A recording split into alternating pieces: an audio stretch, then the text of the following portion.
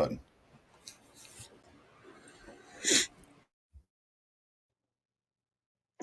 Well, once again, it's time, my friends, for another meet and greet.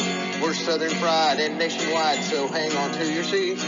Look around, here's what I found. I guess you'll never know what you'll see on the Southern Fried Podcast Show. Yeehaw!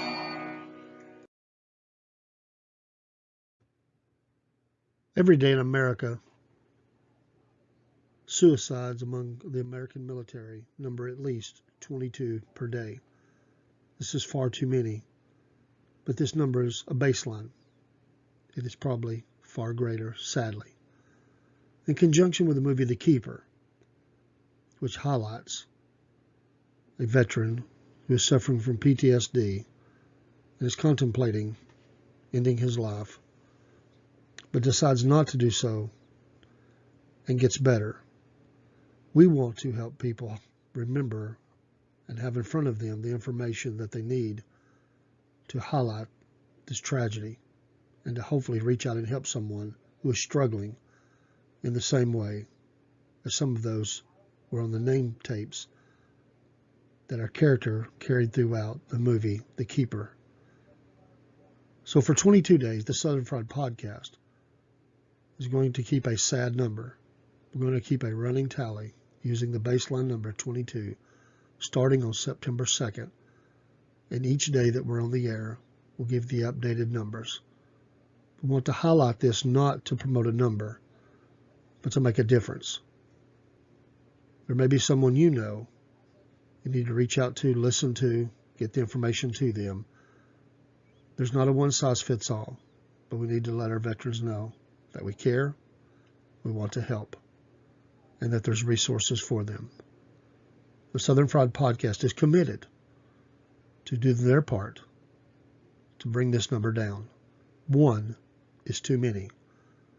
22 is an atrocity.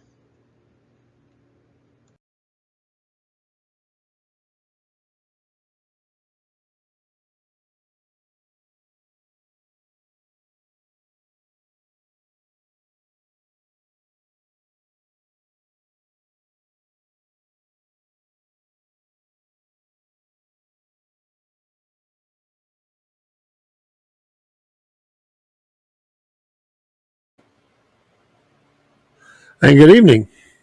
Yes. Well, y'all have made it over halfway through. Hump day. It's been a pretty good hump day. Not bad. Got a few things done. Had a nice little get together with some folks at work who were celebrating some birthdays, and I kind of cheated today. I ate just a little bitty thing of ice cream and a cookie from Crumble. A small one, not a big one. They were supposed to be big, but somehow they messed the order up, got a small, which is better for me. I can't really have that stuff anyway. Shouldn't. I don't really eat sweets much, rarely anymore. That's kind of the way I am, but you know what I did today? I kind of cheated. My wife went and got her some ice cream, and there was caramel cake in there, and it was calling my name. It was like half of it, half a caramel cake in the freezer section there, and I love me some caramel now. And I eyeballed it, and it was like taunting me. It's like, you can't do it. You won't do it. I'm safe. You won't do it, big boy. So I brought it home. Yeah,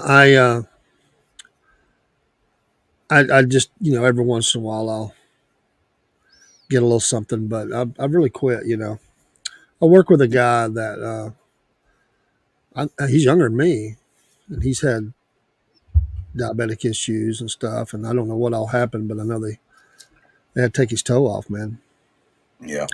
Serious business, Well, if you keep your sugar down and you take your medication like you're supposed to and all this good stuff, you can splurge every once in a while. You can't go overboard with it. You can do it every once in a while. Yeah. And see, my biggest problem is when I go to leave the grocery store, they have these little coolers up there with drinks and stuff in them. And a lot of times I'll get me a diet drink, but every once in a while they'll have these things here. And I'm gonna tell you something. They don't much taste better than one of these. If you've never had one, don't drink one because then you're gonna be like me. Every time you go buy one, you're gonna be like, so good. I have never had an energy drink in my life.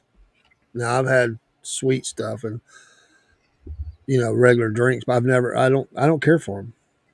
Oh, well, this one's more like a coffee drink. It's not necessarily an energy drink.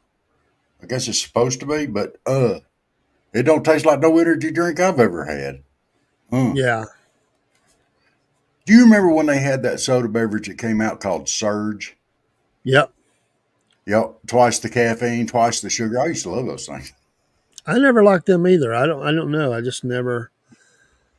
I don't know if I tried them or not. I may have tried one. That's been a long time ago, but I may have. Hello, Miss Elizabeth. So nice to have you in the stream Oh, tonight. we ought to just pop a link right straight to her and just bring her right on up here. Well, you What do you got the think? control. What You do you got think? the controls. Miss Elizabeth, you want to jump up here with us? We'll put you on here. Don't mess with us. You know that. We've done it before. It's our funny Sunday night, Wednesday night hump day Yeah. news. Yeah, not Sunday night, Wednesday night. It's gonna be Wednesday night, yeah. crazy. Hello, Tar Man. Howdy to you, brother man. We ought to send one to both of them. I I got the Braves on to my left. I just want to make sure that that is unless they start blowing it. I might just turn it off. It'd make me mad. She said she can. Well, Come on, let Rob work the magic there, and we'll see yeah, if we can't yeah. get I'm you up working here. magic. And we'd love to have you come up. But yeah, happy Wednesday. I saw a couple of cool things today. From those donations that the ladies got at ARA. I saw them have one of the Yeah. animals dressed up. That was pretty cute. I don't know if we might be able to find that and show that. And then I sent them a brother, donation. brother Eshelman said he did 16 miles today on the AT. Oh, He actually posted a little video of him walking along.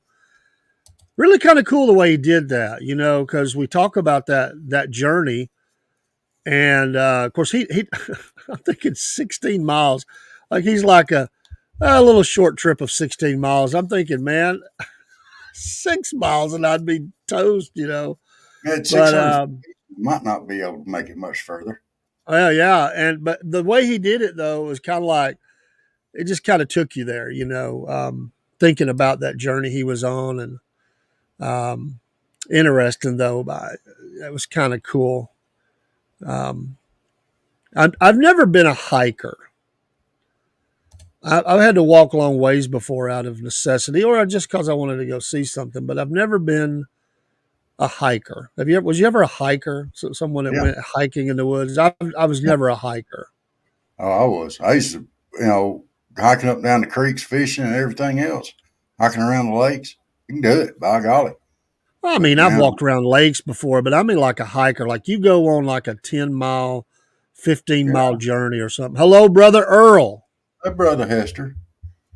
Uh, Got all the gang in here tonight. Come on uh. in. Get on in here. Let's have some fun. It's Wednesday night, so it's They hump know. day night. Well, they know that it gets crazy here, and you get off the chain, you get me fired up, and sometime in the early part of the program, we just get all fired up, and they know that it gets crazy. At You least it see, has been. you act like I'm doing that on purpose. I know good and well you are. Up, Dave, that kind of hurts my feelings a little bit. Here I am going through life. My main goal is to be kind and courteous to one and all, to brighten everybody's day that comes in contact with me. Is your name Kamala? Because you kind of sound like her last night. Hey, don't touch me like that. I'm You here to go, lead the country. you We're going to go, turn the page. all right, there, Mister Elderly. You're gonna go over the top here. You're gonna go too far. We're not gonna be able to wind it back. Oh, you're gonna get me fired up. If I'm Kamala, you're Joe. Elderly. Oh man, that means I'm asleep or I'm at the beach.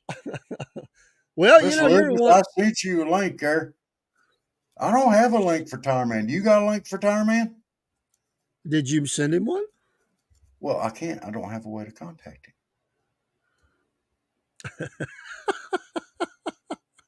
That's right. Tell him, Earl. Tell him. Tell him. Let's see. I think he gave us contact there. I'm trying to remember what Yeah. it was. You have to remind me. I sent him an email. I think it was or let me check my other sources because I don't remember. No, Brother Hester. It it has been a minute. Let's Hey, see Earl, here. have you been fishing lately? Just throw it up there on the screen. You probably hadn't. We gotta go fishing soon. It's cooling off. Them bats gonna be hitting. Yeah, I'd like to hear the crying he's going to do after you beat him. So I need that to happen really Earl don't fast. cry when I beat him. I was talking about the other way. Oh yeah, okay. Mm. Let's see if we can get this party started. The party started. Yeah, we are having some uh elderly issues here as he's getting this party started. Uh, You must be talking so about you, not me. I do want to say, we had so much trouble no with Twitch. time to It's so nice to know that we're live on Twitch again. That was frustrating. A month of frustration. No time to fish. dude. There's something wrong with that statement. So Uh, maybe he's the hardest working man wherever he lives.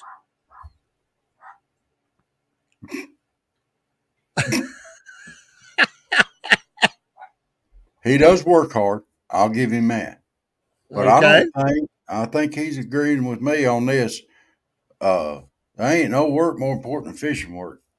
You know, I Well, know, I know, I know. you got to make money. We got some issues going on, but we're gonna have to clear them issues up so we can come down here.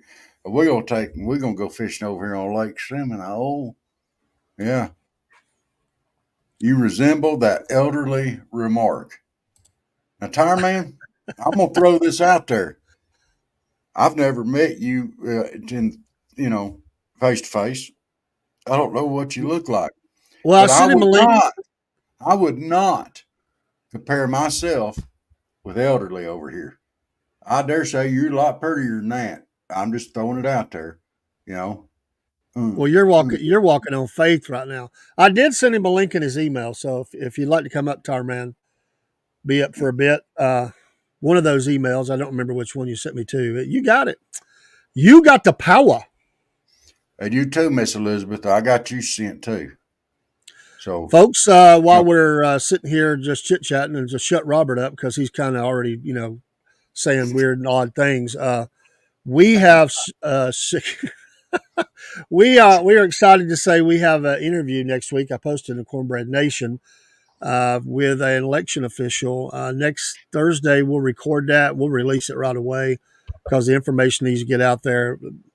If you got any questions, send them. This will not be a controversial interview, so we're not going to talk about Dominion machines and problems. This is just information. These are people that have, they're going to tell you all the right, how to do things and what to look for and the rules and stuff of Georgia elections. So we appreciate them coming on. Not that we don't talk about some of that other stuff, but this is we're not going to.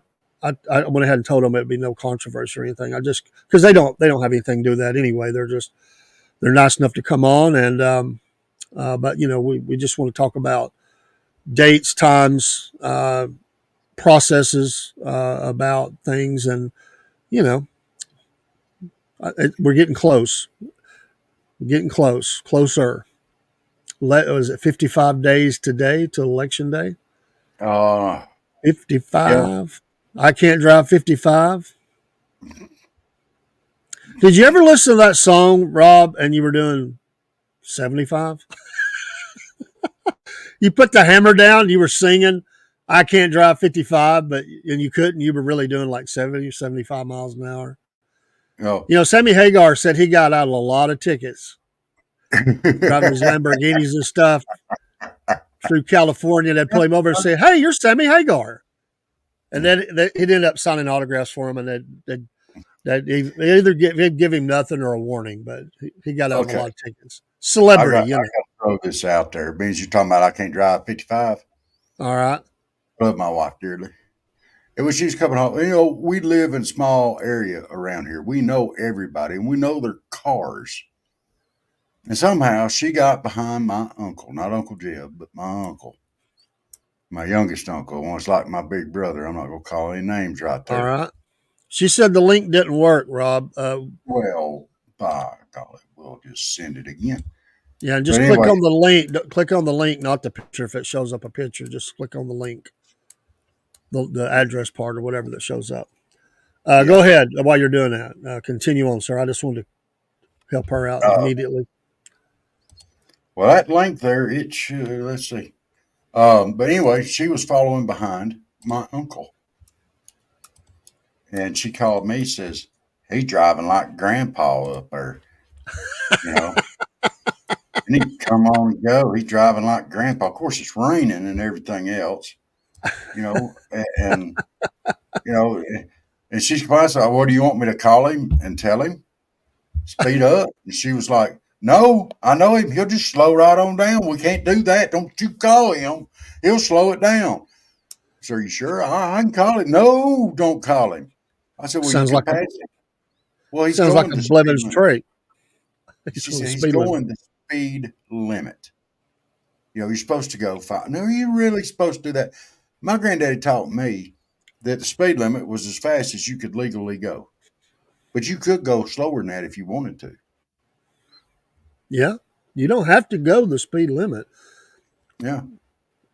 You have to go the minimum on the interstate. Yeah. But you don't have to go the speed limit. You ain't got all that. Miss Elizabeth, I already sent that. But, you know, huh? You better take care of Miss Elizabeth now. She's a long-time listener. Yeah. And she helped us out. She helped us get that interview with George Eschman. I can't say names. I'm having trouble getting names out today. I have been having some issues today. So if I get too far flaky, you're gonna have to let me know. I've been right there on the edge there all day long. Her man, did you get that link? If you choose to come up, you may not want to, but you're welcome. Now that he posted that "No Time to Fish," I've got that. What is that song? It's "No Time to Something." It's a song back in the '60s or '70s. It's I know what song you're thinking of. Baby shark doo doo doo doo. Baby shark doo doo doo doo. No, I'm not thinking of that song, Robert. Come on. Oh my gosh. Do you know how many times I had to play that thing for Kaylee when she was younger? Oh, that's great. Oh my gosh. And they found variations of the song. Oh man.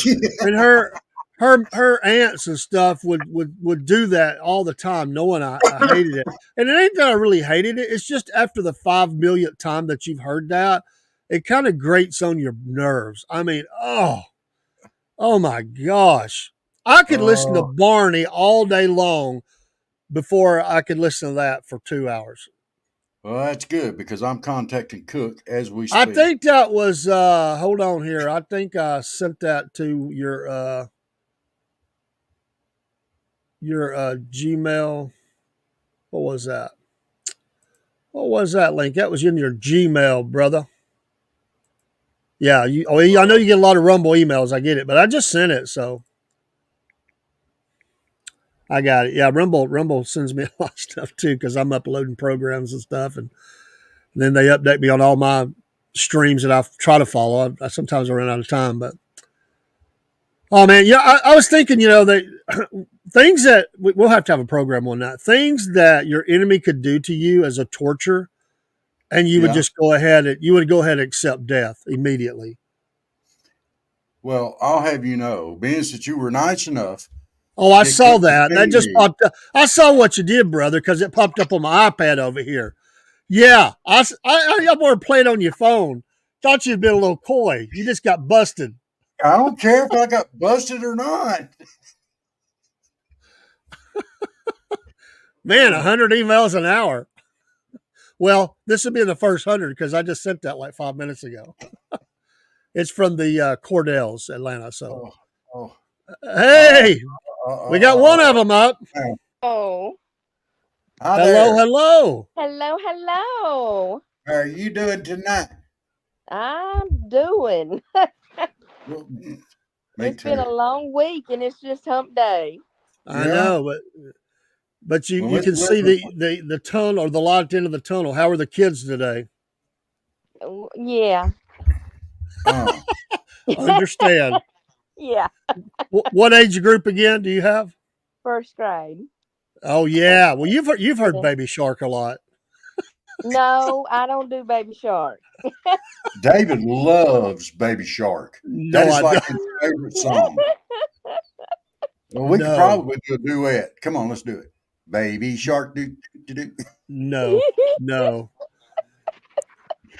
no. Hey, but one thing that he likes better than Baby Shark. What? Chupacabra, Dave. The Chupacabra. I got you, Tar Man. We look forward to it. He loves talking about the Chupacabra. Earl, I would have loved to have met up with you. Yeah, I was planning on staying longer, but we had other things to do that day.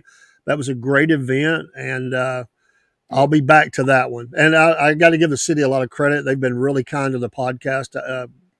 Really nice folks, and what a great event. The kids. Robert's lost here. We're talking about Labor Day at the Post. Me and Earl's having a side conversation. I'm sorry. Oh, Okay. Hey, that's my fishing buddy, my old wrestling partner. Don't you beat that, don't you go. It's okay. No, Oh, no. She don't even probably know what that is. You just said. You you know throwing what a all them. Chupacabra is? yeah. See, I brought up Chupacabra and he said, you're just making stuff up. I said, no, it's the Mexican goat Wait. suckers. She just Chupacabra. said yes. She didn't say what it was. She could be, running a I've heard scam of here. it. Yeah. Yeah. What is it? Robert just told you what it is. No, you are busted. No. She knows everybody knows what Chupacabra is. No, they Mhm. don't. Everybody. You're like living under a rock. He's like thinking I was making stuff up. Well, you No. hang, you hang out with monkeys down there in South Georgia, so I never know. Well, we grow everything. We didn't know it was going to be turning monkeys into a cash crop, but We have a monkey story tonight, by the way. Oh, we what's do. the story? Yeah, a loose monkey. Got, Where? got. Oh, I thought it was a good yeah. tie-in to our monkey story from South Georgia. We actually do news on Wednesday night sometimes. Well, so We some talk kind about of something news. anyway. Real news or It's Yeah, it's real real news, news, but we but it's a throw little in on crazy. Yeah. oh, Earl, okay. Chupacabra. It's the goat sucker, not the chicken sucker. I'm just saying, dude. Come on. All the feathers But will it's get in in the way of the Mexico. things. It's It not is. here in the States. It's in Mexico. Yeah, it's Yes. in Mexico. Yeah. See, Hey, hold on. Time out. How do you know it stays in Mexico, brother? Tell me that. it can't swim. Tell me that. You don't know that. It can't swim. It can't cross moving water. It's a vampiric type thing. It sucks blood. It's a goat sucker. It's got fangs. It's vampiric. Man, I read all this to you. You got to pay attention. The thing can get across, I'm telling you. And, since we don't have no border, work going on that's stopping all this stuff, how do you know it's not coming across and moving into South Texas or whatever? It's been seen I sucking got the chicken. I I'm got a sorry. story on that too, but it's not the same creature. But I got a Look, story on that too. We have an invader that's not a human. Well, it's kind of like Bigfoot. You see it in every state. But has anybody ever really seen Bigfoot? Well, according to everybody that has, you know, they have. Yeah, they have. exactly. You're not one of those though, right? That has said you've seen the Bigfoot, Miss Elizabeth. Oh no. Yeah, I want to make. I've made an observation. I'll probably get tomatoes thrown at me eventually, But everybody that I have seen that have said they've saw Bigfoot, let's just say they're a few bricks shy of a full IQ. We'll just say that. Great I people, believe God that. bless them, but they're a little bit, they're different. I'm not saying there's nothing wrong with them, just different. Yeah, They're special. I would believe. Of course, Robert is too. I mean, I don't know. I'm trying to spell chupacabra here, See, you don't even and know I how to don't know how. spell it. CH. I got that. Okay. CH You. K Chuka. Oh, there's Pop. Oh my gosh. Hey, Paul, a few You know fries what? have a I happy got meal. this. I'm just gonna put this up there like that, Ask Siri. but But not no, the chupacabra. the The chupacabra what cannot is fly. what is that? The urban version of that, the Chuka Bro? I mean, what the heck is that? Yeah, bro. Chupacabra, Dave. The chupacabra. I'm gonna be hearing that in my sleep. Well, a few weeks on it was 3 weeks ago on Wednesday night. We had to read about the hippo blood sweat that turns pink or He whatever. didn't know. He didn't know hippos made pink milk. No, I didn't know that. Yeah, it was an education that night, a Did you scary know hippos education. had pink milk? Also, No. apparently, Paul didn't mean to say a few fries have a happy meal. I, Well, how do we I'm know, sorry. Paul? What? Because people Um, who say they yeah, blame it on the speech to text. Is it really the speech to text, or are they just typing it wrong and blame it on speech to text? they I typed it don't in know, wrong and Paul. they blamed it on it. I think speech to text works perfectly. I will believe Paul. I wouldn't believe Robert if he said that. If he said this speech to text or this spell check, I wouldn't believe him. I believe Paul. Well, I mean, I want to go back to the hippo thing. Yeah, The hippos, yeah, they do make pink milk. pink milk from something That's called where blood Nesquik sweat. gets the strawberry milk from. No, no, that's disgusting, man. They have this a thing called blood sweat, and somehow it turns the milk That's why pink. they're so mean. They hate being milked. That's why they kill so many people every year. You see them little guys Well, running I behind trying wouldn't to milk try to people. milk one either. I don't You think ding a anybody. ling. I don't think anybody does, and that's not where the Nestle strawberry milk comes from. Well, No. no. Not with strawberry Nesquik. Oh, I got you now, Paul. A few fries shy of a Happy Meal. Man, there's not many fries come in a Happy Meal either. Okay, No.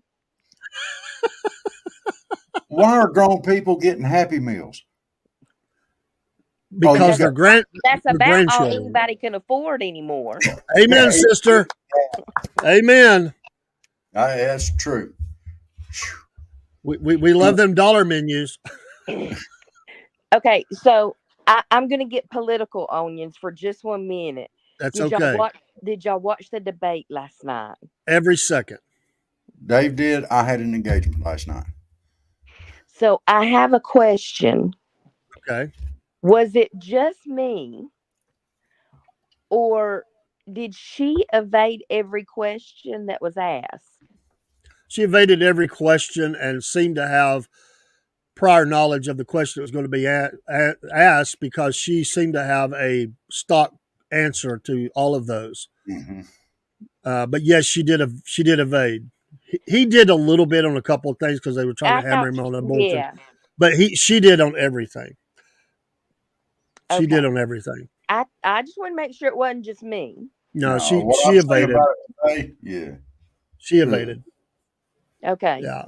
No, you're because right. because when they were asking, like, well, about her plan. Well, I have a plan, but she never told what her plan was. Never told the plan. Her plan was to attack him on everything. They gave her talking points to throw stuff out, And then Yeah. the moderators were assisting her in that and fact checking him on the fly, and then wouldn't let him answer and turned to her and let her give her nice, answers where she held her hands up in the air and flipped her hair and said she wanted to turn the page and be the leader of the free world and defend democracy for all people.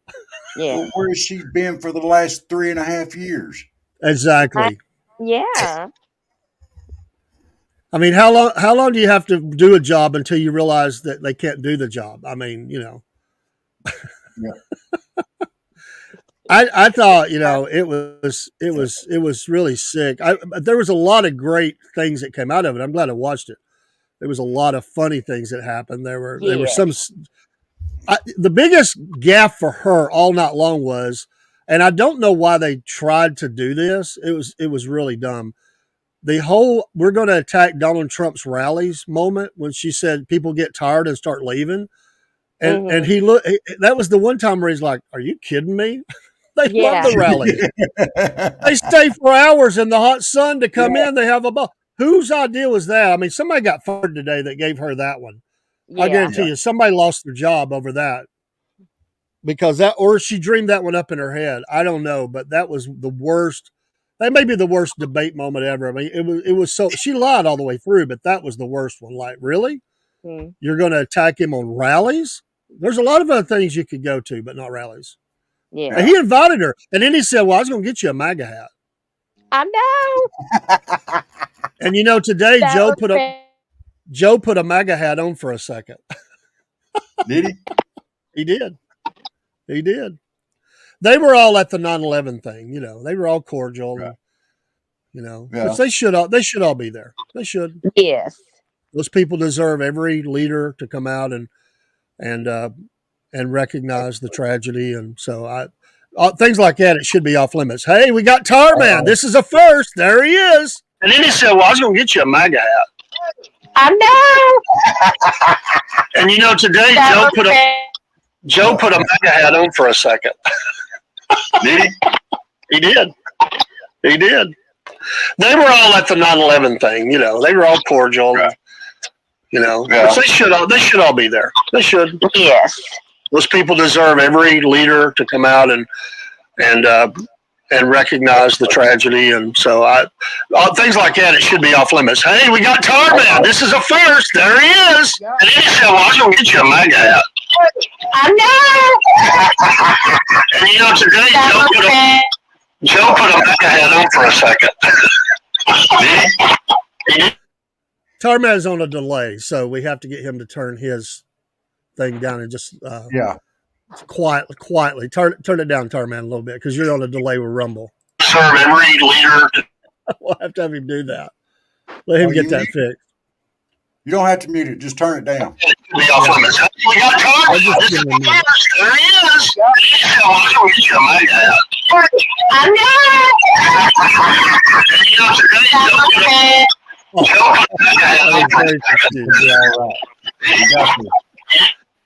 Tarman is on a delay, so we have to get him to turn his thing down and just quietly turn it down, because you're on a delay with Rumble.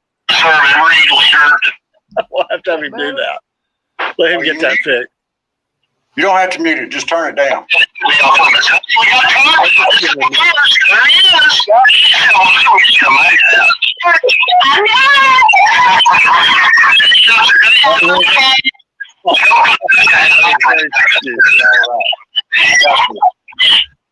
Tarman is on a delay, so we have to get him to turn his thing down and just quietly turn it down, because you're on a delay with Rumble. We'll have to have him do that. Let him get that fixed. We can hear you. There you go.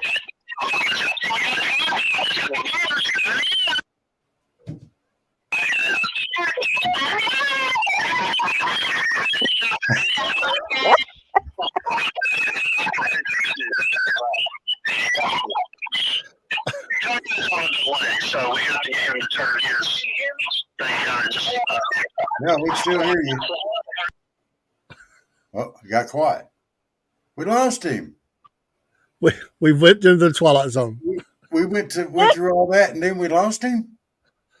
That's not nice. Well, he's got to come back. He's got to turn his volume down. He might have lost signal. You might have. Oh, why was you very confused? Was you confused about this comment? Cats. Cats hate me being milked.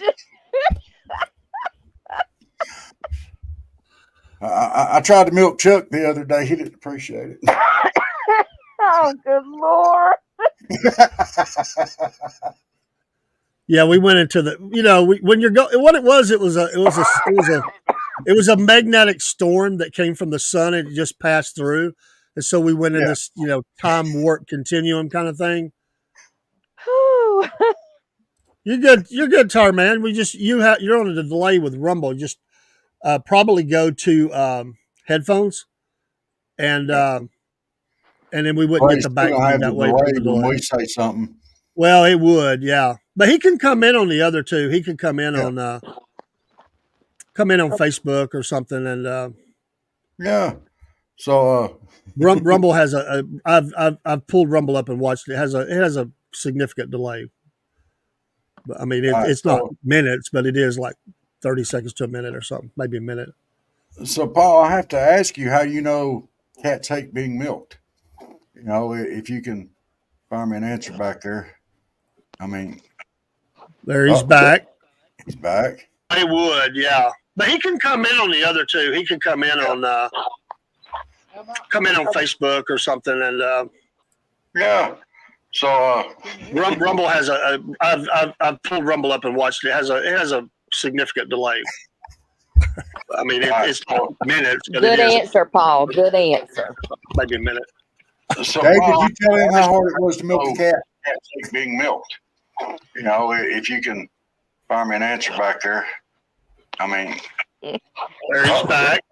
He's back. He would, yeah. But he can come in on the other two. He can come in on Facebook or something. And yeah. So I've pulled Rumble up and watched.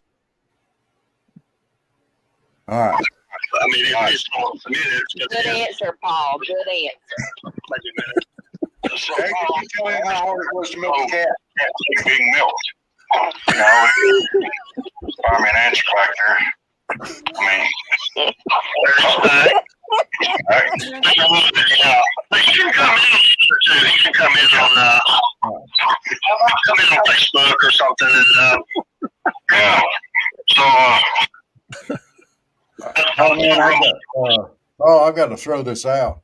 That's certainly true. Good answer, Paul. Good answer. Since I tried milking Chuck, he's been looking at me real funny. He's only got one eye. I would look at you funny too.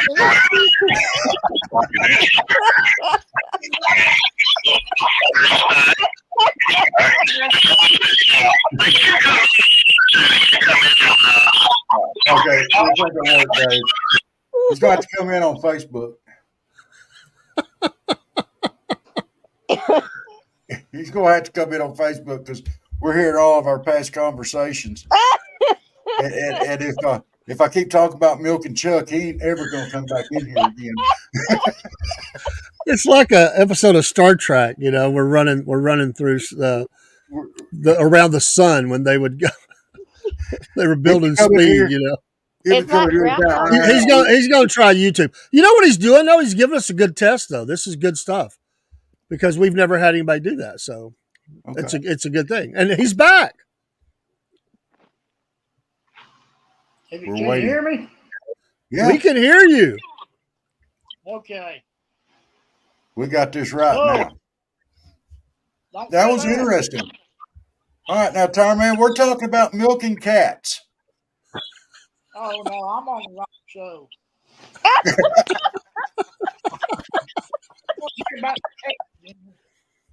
Well, Paul brought it up. I was just questioning on it. How would you even know about milking cats, and how would you go about it? Would you have to have like a little bitty milking machine or something? I don't know, or real small fingers?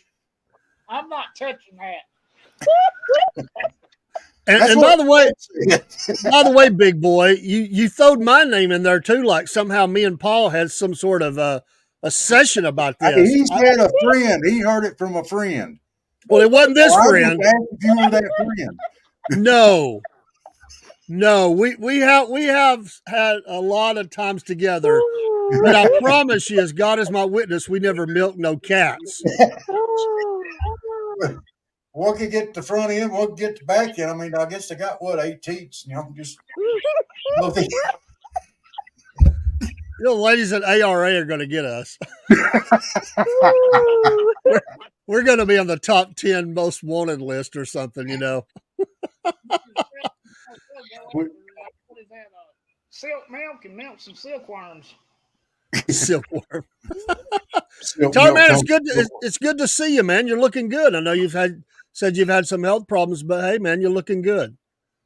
Yeah, it's been hard. I worked all day the past 2 days scrubbing my back porch. There you go, man. Well, you get the back porch already, and you put a rocking chair on it, and have some sweet tea, or listen to us out there on the back porch. I've got a few days to go. Few days to go. Well, Robert, I think y'all probably about the same age. He's got hair and it's darker than your hair. I mean, I think that's pretty impressive. I got more hair than he does. I do. We're not going there. It's on my back. Dude, don't make me spit my tea out. Yeah. Come on, Rob. Uncouth, man. What? So Tarman, did you watch the debate last night? Yeah, I played Rumble. What'd you think about it?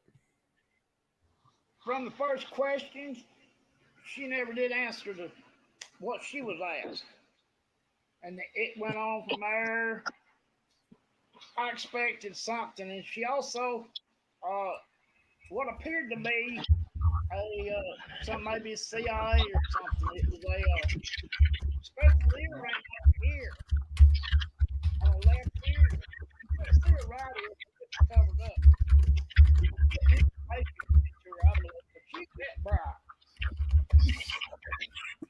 Robert, will you quit topping? You hear you're like a herd of horses over there, okay? I can't hear my man for your topping. I'm sorry. Where do you see what I typed? I'm afraid to know. But you're right, Tar Man. Weird stuff going on. Yeah. He handled it the best he could. I mean, he was fighting 3-on-1. I know. I just want to know one thing, Tar Man. Did she change your vote last night? You're now a Kamala voter.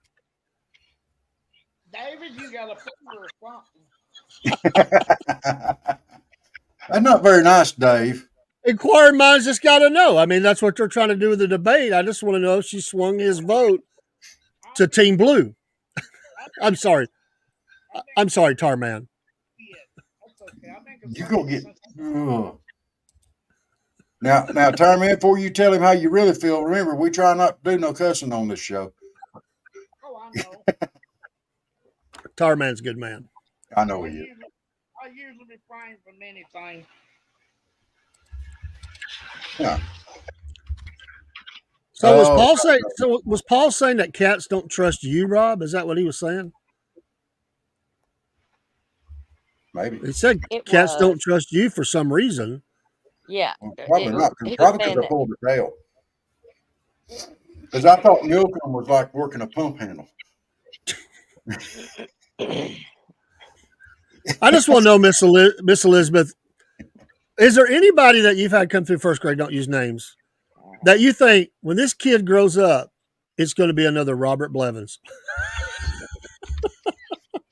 In your whole teaching career, have you ever had a child you went, man, that had to be what Robert was like when he was a first grader?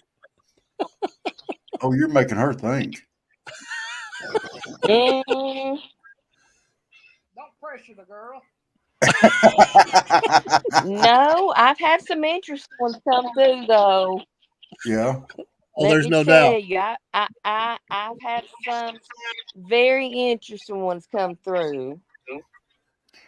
Well, I'm so Um, easygoing and laid back, and I don't ever try to put anybody on the spot or nothing like that. I'm always just easygoing and kind and courteous to one and all. There's two Okay, Rob. people on No, here that know me right that now. Two people, and they ain't going here. no you no. you know what that is, don't you? Yeah. Yeah, that's the world's Okay. smallest violin playing my heart bleeds. Yeah. No, nobody believed you, Rob. It was kind of like Kamala when she said something last night. Nobody believed her, but the ABC people going, yes, yes, we love her. Oh, we're not supposed to do that. Yeah. We're moderators. You hearing that? It's Miss Elizabeth. I don't know if you know this, but me, Robert, and Tarman all worked at the same company at one time. Oh, I How? did not. Yeah, Yeah. we all did. Tarman probably did a lot of things, but when I met him, he was a fixer. I ran a machine called a heat set for years, and Robert was he was a geo guy, geotextiles guy. He cut things that go with he cut things that goes under garbage in landfills. That's what he did. And under roads and And under silk. roads. You're right. Yeah. Mm. It's not We just we you. did. We all worked at the same place. And so did Paul. Wow, That's Yeah. in that the poor chat. company. Before they sold it, Yeah. I worked in every And department. I'm the only one that's still there. I'm I'm still there. 34 years. Um, Wow. I had well, 16. I just my hats off What to was you. Yeah. Wait a minute. What was that, Tar Man? I had 16. 16. I What'd you did make not it? have nowhere near 16. What'd you have? About 4, 3, 4? I think I had maybe four on two different, twice. I had to work there twice to get the 4 years. Miss Elizabeth, I don't think you ever heard this, but I want to say it real quick, a short version of it. The first time I saw Robert at work, I went to my boss and it was his first day. Dude's talking all kind of crazy stuff about fighting cops and weird stuff going on, wanting to kill himself. I mean, weird stuff. And I went to my manager and I said, "You got to get rid of this guy. He's Looney Tune. He's crazy. He's going to do something. He's going to hurt us or something." And my boss, back then that'd take anything it breeds. And I don't mean that as a put down to Robert. I'm just saying that's where they were. Yeah. And he said, "Oh, he's a little nuts, but he's okay. He's just like the rest of us." And I said, "No, he's not." I was laid it on. I knew I'd already been warned about David that he would mess with you. So I was Oh. getting my chops in first. I Well, mean, he I laid did. it on thick. And I never backed off of it either. I don't think. He never stopped. And we So now became when best of I throw friends. out something like, and I say something like, "What about the chupacabra, Dave?" He goes, "What's a chupacabra?" "It's a Mexican goat sucker." "You're just making stuff up." Or if I say, "There's a monkey farm down in Bainbridge." "No, there's not." And you just see his eyes. You could see it in his face. He didn't ever actually say, "No, there's not."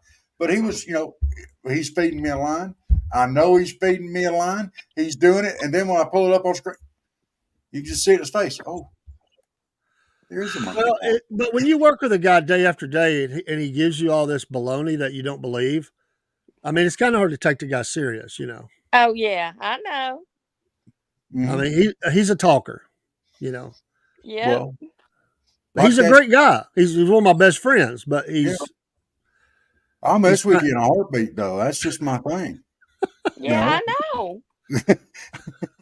I know. I think I'll miss Elizabeth once or twice. Now Yeah. he was always a hard worker. Well, so was Tarman. Hard worker. Back in the But old he days, played as hard as he worked. What, Tarman? back in the old days there, before the sellout, uh, I was around 1,200 people all together because I was doing maintenance for the weed machines in 3 shops or 4 shops really. counting 2 over on the our side. So I got to see a lot of crazy people. There's no doubt. There's no doubt. We, Uh, I was good enough on my job. I could work a whole lot, then I could just go wander every once in a while. I'd get way ahead on my, I'd get my production done, whatever, and I'd do more. Then I'd wander. And I'd go from department to department, and department heads and managers like, "Do you work in this department?" No. Well, get back to your department. Okay. And I'd walk around the corner and come right back. And I did so that yeah, when I I was wandered quite a bit. Sir? What's that, Tarman?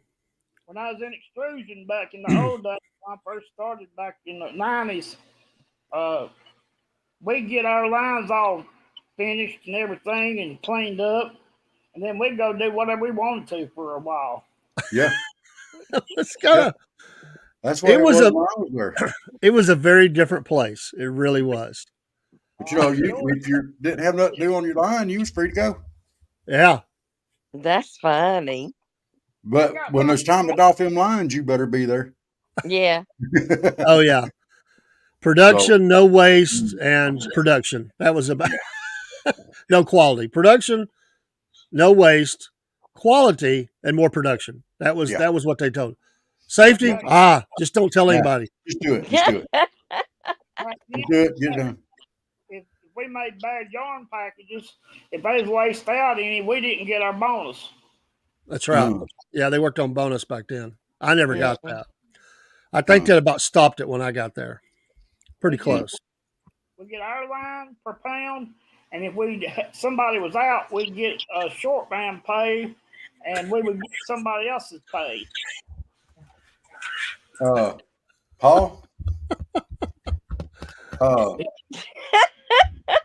Pay bonus, pay bonus, and if somebody was out and they wouldn't nobody to drop their lines, we got their pay.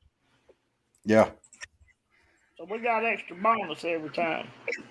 Now, Paul, I got to tell you, before I came to work at Synthetics, there was another guy that worked out there that I know, and I'm not going to call his name. He knows who he is. We worked together at a place called at Shaw. Well, I shouldn't say that name. Before it took over as Synthetic, I'm going to put it like that. We worked for a certain company before they bought you out, and we worked at a warehouse in Ringgold, and we drove pole heisters. And I think the first Ooh. night on the job, we got in trouble for sword fighting with the pole heisters. One of us driving in reverse, the other one driving forward. Ding, ding, ding, ding, ding. Like You know, like a joust. yeah, yeah. Uh, Then later on, we both got promoted. I think they just scared of us being on pole heisters.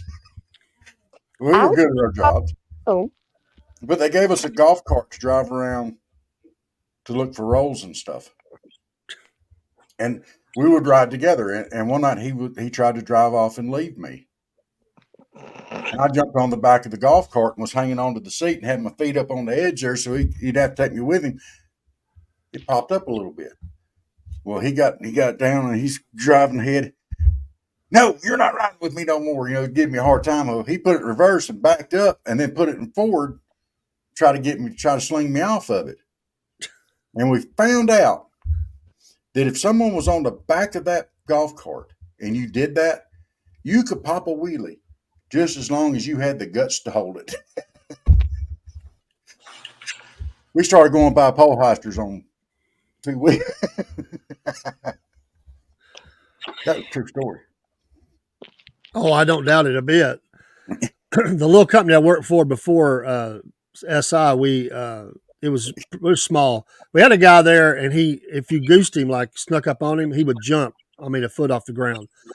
Well, he was driving a hoster one night, going and picking up extrusion yarn, and a guy did the same thing, ran and jumped on the back of the fork, it was a fork truck, and he's riding along, and everybody's watching this. I mean, he's hanging off the back like a monkey. He's just standing there, and everybody's laughing, knowing what he's fixing to do. And the guy's waving at people as he's going by, and he doesn't know this guy's behind him. And it was like he rode around with him for like a few minutes. The guy never noticed, And all of a sudden, he's going down an aisle, and he reached around and goosed him. That dude jumped. Now he's on a lift driving, so he jumps. When he done that, his hands come off the steering wheel, and it turned, and they had a crash. I thought, did I just see what I think? I mean, like, I can't believe this just happened. And then they about got in a fight. Then they're up there, gosh. and I'm like, is this? I was kind of new there, so I'm like, is this normal? I mean, is this like the Friday night knockdown? I mean, what is this? I mean, is this normal operations here? Probably so. Yeah. Well, I worked there for a little bit, and that was fairly normal. Yeah. I was jumpy back when I was in the PM department, and I just when I was having my withdrawals from when I quit drinking. It's been 30 years ago, nearly or so, and people walk up on me and hit me, grab me where my kidneys are, and I just jumped, turn around, and I poked 2 or 3 people with screwdrivers bad. I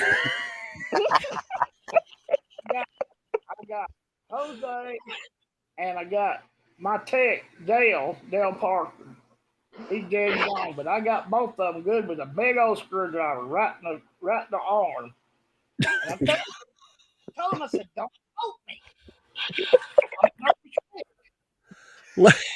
Let me guess, Starman. Let me guess. They took some of that green tape and just put around it. They didn't go no doctor, right?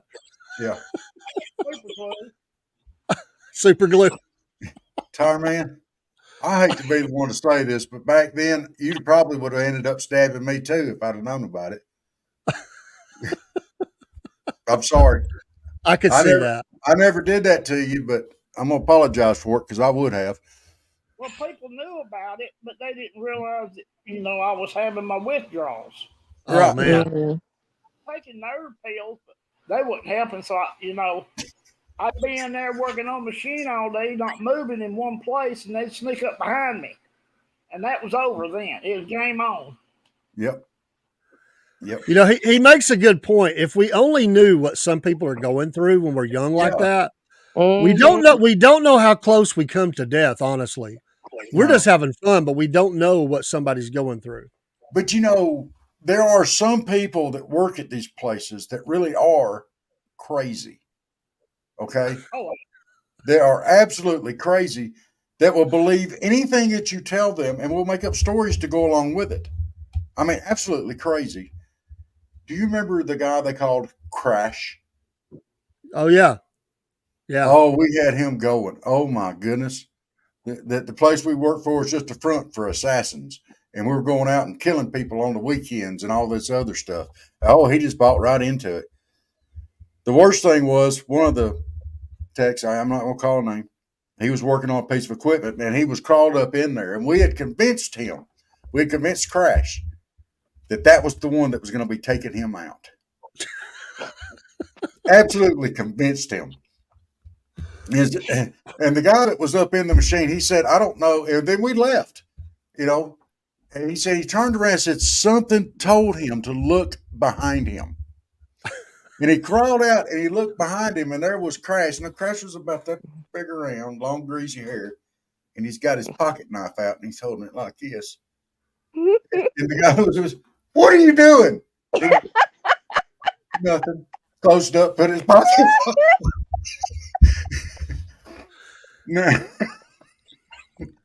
Do y'all remember the truck driver that go around, shake your hand, put you on your knees, and squeeze your hand so hard? Oh, y'all remember yes. He grew up working at that sawmill.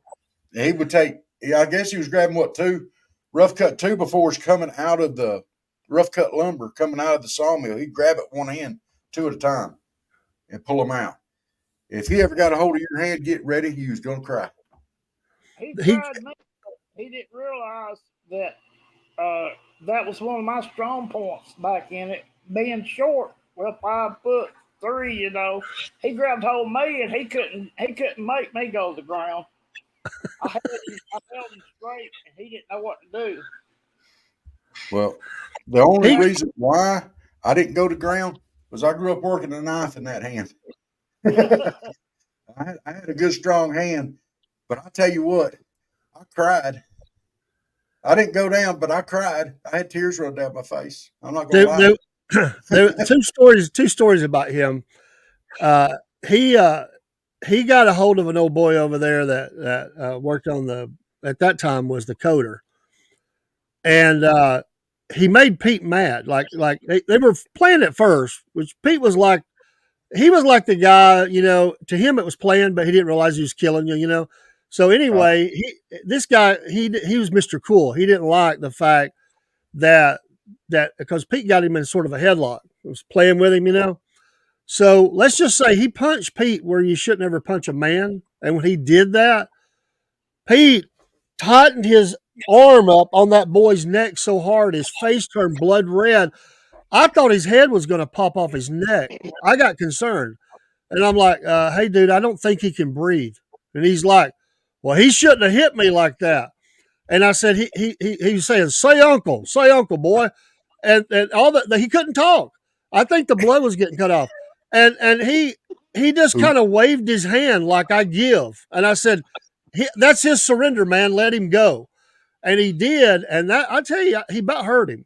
I saw that. I was like, my thought was to myself is, my God, what kind of people am I working with? I almost saw a fatality on the job. But he come in one night and there was a guy that was working that was scared to death of him. And he, how we had to burn those tails in those days on the end of the rolls. Yeah. He was doing that. He was burning the tails with a little heat, the little heat gun. And somebody hollered, said, "Hey, Pete." And when he said that, that guy, he threw the thing up in the air and he jumped across the dog table and ran down the back of the machine. We didn't see him for like an hour. And he went somewhere and hid from that guy. And we're like, "Where'd you go?" He said, I don't play with that boy. He's crazy." He ran off. It scared him so bad he ran off for an hour, man. He was thinking the same thing you were. Yeah, he was going except he thought he was going to be the one to die. So, Miss Elizabeth, do you ever have any of these type of encounters in the school?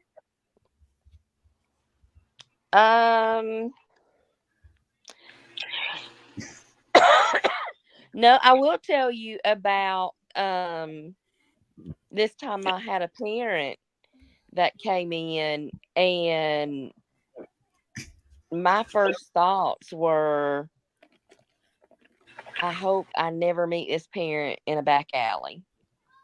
Oh.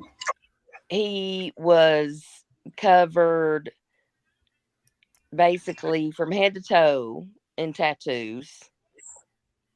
The scariest looking person I have ever seen in my life. Wow. And ended up he would go on every field trip with us. The nicest person I've ever met in my life. Yeah. And I could have called him for anything I ever needed. And I mean, he was fantastic. Yeah. But my first thought was, oh, that's a little scary. It's easy to kind of jump to that conclusion when you see that. Sometimes you will run into that. Just somebody is awesome, and first appearances can be misleading. I know you can't comment on an official basis, not like it. I'm not asking you to, but since yesterday and today, and me and Robert's been exchanging messages, and apparently there's just been all across Georgia these threats to the schools, and police have had to respond up here. Robert sent information on Miller County. This is in the news, so we're not spreading anything. Yeah. I just wondered if you'd heard about that. If you'd heard that there were schools across the state that had, whole counties of schools that had they've had to either show up in mass or they had to shut the schools down. I didn't know if you'd heard about that today. Not today. I can say because I've never mentioned on here where I teach at Yeah, we don't want or you to. where I live, Right. but I can say that we were supposed to have like a curriculum night earlier this month, and it got rescheduled after the shooting Yeah. because our middle and high schools were getting threats. Yeah. That's sad. Yeah, Hmm. ours It's did. been a really sad day, you Yeah, know. Yeah, ours did down here in this little county, and they had a law enforcement from other counties nearby, like yeah, and the GBI, and they said when they find out who it was, they will be prosecuting, and they will find out yeah. who it was, and they They had should. a shrine. Yeah, trying. That was the first one I seen today. 3 schools. Wow. Wow. Which Had a, I don't watch. I'm not a big news watcher anymore because I just everything is so negative. Yeah. well, this And on Facebook. um I just if there's something major that happens in the world or whatever, usually one of my sisters will call and tell me, or if it's something I really need to know, one of them will usually call and tell me Yeah. because they know I don't watch TV. I don't even have a TV.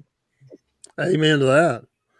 And So you can watch us and just, look at lunacy, crazy people. yeah, So Yeah. why would you need to turn on TV when you got us? So that's Uh, right. Speaking of lunacy, y'all carry on for just a second. I need to go get me some more tea. I'll be right well, back. Well, I've got to turn in for the night. I've got a long day tomorrow, so Okay. we I'm going to appreciate you say coming good up. We night. appreciate you coming in with us. You're Thank welcome you. anytime. I appreciate it. Come back and be with us. I Absolutely. will. I'll see All you right. later. All right. Good Bye now. night. Bye. Good night. Good night. All right, Dave. I'll be right back. No problem. I'm going to run a quick commercial. Okay. So just give me just a minute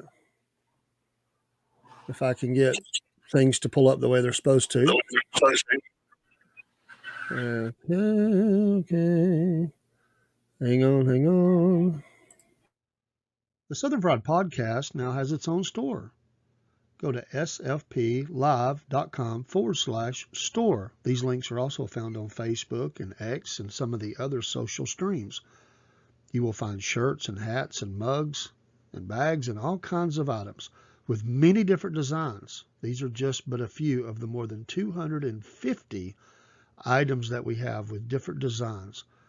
We hope you'll come and shop, support the podcast. Every dollar that is paid will go towards keeping the podcast growing, and we thank you for your support. sfplive.com/store.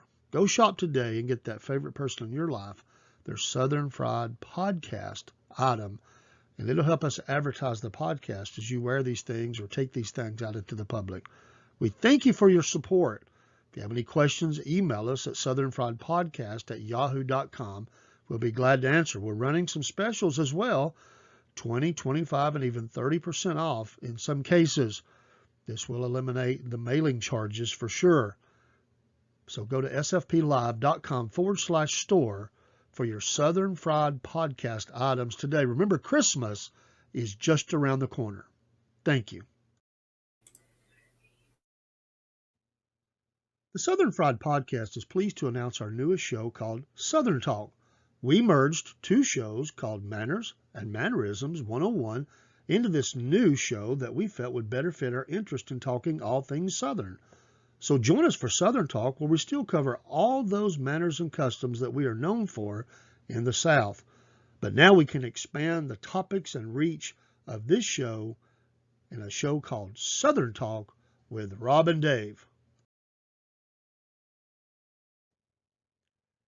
Hey folks, where can you find the Southern Fried Podcast? Well, not at the beach. We wish we were there, but we are on all these different platforms you see on the left of your screen. Some of these we go live every day, or just about every day. Some of these we record and we upload the videos or forward it to those platforms. We're thankful for each and every one. We have followers across all of, or just about all, some are new, but just about all of these platforms we have followers we interact with on a daily or at least weekly basis. We thank you for all the support. We thank you for taking our programming and liking it and sharing it out and following it and subscribing to it. We see that. We appreciate it. We can't thank you enough. We're growing every day, and our lineup is growing. New shows are coming online. We're modifying shows, and we're finding ways to get our name out there in more and more ways. We'd like for you to be a part of that. Come and be on the show with us. Some of you already have, and some of you will. If you just like to listen, that's fine too. We need that. We thank you for your prayers. We thank you for your support. And if you have any suggestions for us, send them. All we can say is, well, that was funny. Now, we listen to you. We appreciate you. We thank you for all the support, the encouragement that we've been given. We've only been at this for just really a few months, and we're trying hard. And we thank you again. And we hope that something we do will lighten your day or change your opinion about something or reinforce an opinion about something you feel very strongly about. Life is tough. We don't want to make it heavier or harder on you. We hope that by watching these programs, we can be kind of a Southern therapy for you. The Southern Fried Podcast. The couch is available. It's waiting on you. See you soon. And we're back. There used to be that guy on the radio up here, Gary Mack, and he'd say, "I'm Gary Mack, and I'm back." Oh, did Paul leave? Who? Paul said good night. No, he was telling her good night. Oh, okay. Well, that was the Roadrunner. I heard him. Oh, that was nice of her to come up. I know she has school, and I know that's tough. So, yeah. And she's been sick lately too. That's what I've been praying for. Bless her heart. All right, let's get into some news, Dave. You got us some news stories. I know you do. I do. Hang on. We're going to go run through a few. All right. This is kind of an oddball one. It's a new craze. If it's sweeping across other countries, it'll probably come here, although it might be a different fruit. So here we go. There's a new TikTok craze. People go into stores and they turn the pineapple upside down if they're looking, to have a boyfriend or a girlfriend. And it has happened so much, it's turned into flash mobs, and they've had to call the police out. So these pineapples, they get them and they put them in their buggy, as you see there. And I guess the sales are good. I guess they go ahead and buy them. But they walk around the store with their pineapples upside down, and that's a signal that, hey, we're ready. I'm ready for a boyfriend or a girlfriend. What do you think about that, Rob? I think there is a better way to go about finding a boyfriend or girlfriend than flipping produce upside down. Now, I'm very happy for the increase in the sales volume of these pineapples. But I think there are better ways to go about this. Well, it does say that it's only between 7 and 8 p.m., so that's why the crush of people. But it isn't amazing that many people knew about it and went there and thought, hey, we lost Tarman. He must have lost signal. But yeah, it's another TikTok thing. We used to say this was a Facebook thing or a YouTube thing. Now it's TikTok or a MySpace or whatever. But yeah, there he is. But yeah, they go through the store. It's between 7 and 8. They flip the pineapple upside down, and they don't have to say nothing. That says, "Hey, baby, I'm available." So flipping the pineapple upside down is their way of saying, "How you doing?" No doubt. Well, you don't have to worry about speaking the language. Nothing. I wonder if they buy the pineapples though, or just take them back. I bet they take them back. What are you going to do with pineapple? Well, it's how much is pineapple? I guess you could hug it while you were going to sleep at night all along. Because if you're that big of a loser, you got to take a pineapple and flip it upside down and let somebody know. They probably already know that you're looking for a date. I'm just thinking, that's that's in a different area. What would be the Southern rednecks version of this? It's not going to be pineapple here, dude. What? What? No, it's going to be Copenhagen. It's going to be a can of Copenhagen down here. If it's turned silver side up, you take it. If it's flipped upside down, you're looking for somebody, looking for love. Come and get I a figured. dick, baby. I figured that's. I'm thinking that's the South Georgia version. Up here, it'd be a little bit more tamer. Maybe I don't know. I told Jenny when we first moved down here, I told her, I said, you're going to have to get one of them round things, the mints, and put them in your back pocket so it'll make that ring where you'll fit in down here. Well, they got to know you're packing. I mean, That's right. That's right. Takes on a whole new meaning. Okay, that was a good one. I like that one. All right. Well, let's go to another one. How about a Southern invasion by tiger? And there he is. He's in that cage. You can see him if you'll focus there. He's a Mexican tiger. He came across the border into Texas and was on the loose for a few days. And they finally got him. They put out some traps for him, and he got in the trap, and they got him and got him, I guess, returned. But he crossed the border. Nobody stopped him, and he was cruising around southern Texas for a little while. I don't know if anybody ever verified his identity or his ID or anything. He's just Mr. Tiger. It was Tony. They caught him. He's great.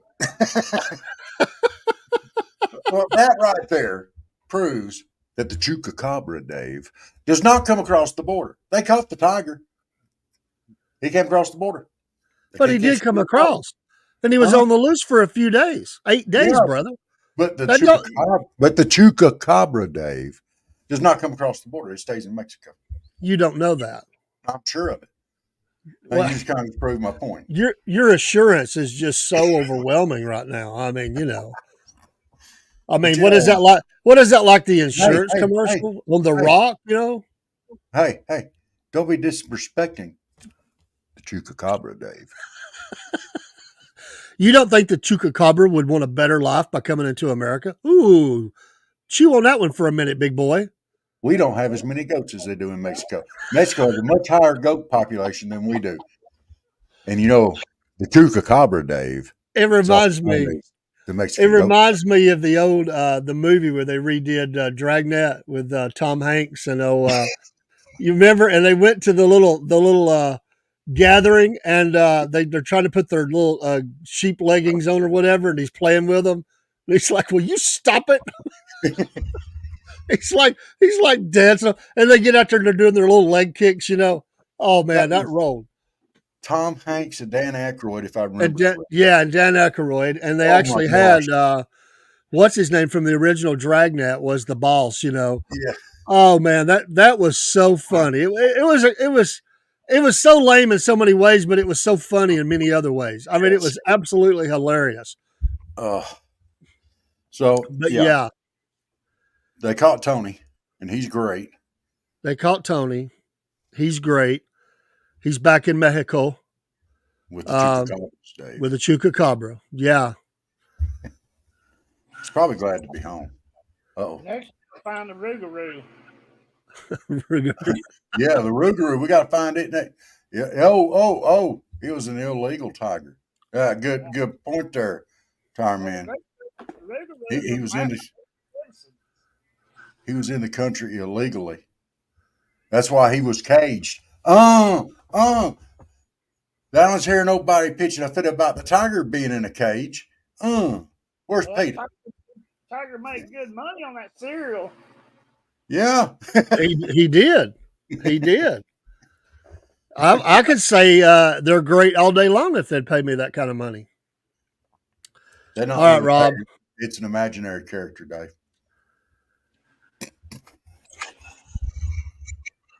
Y'all remember when the old plant up there didn't have a fence in front of it?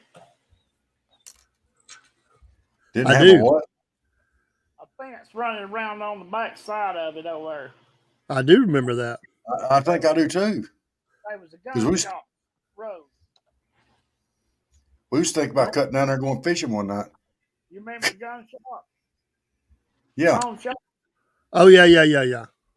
Well, one of my supervisors got upset with his supervisor, and he was a Vietnam vet. He had bad. I mean, he worked his butt off all the time. You know, he doffed, he done everything. And he got upset with him, and he lost it. And he went across the road over and bought a pistol and come back over and kill him.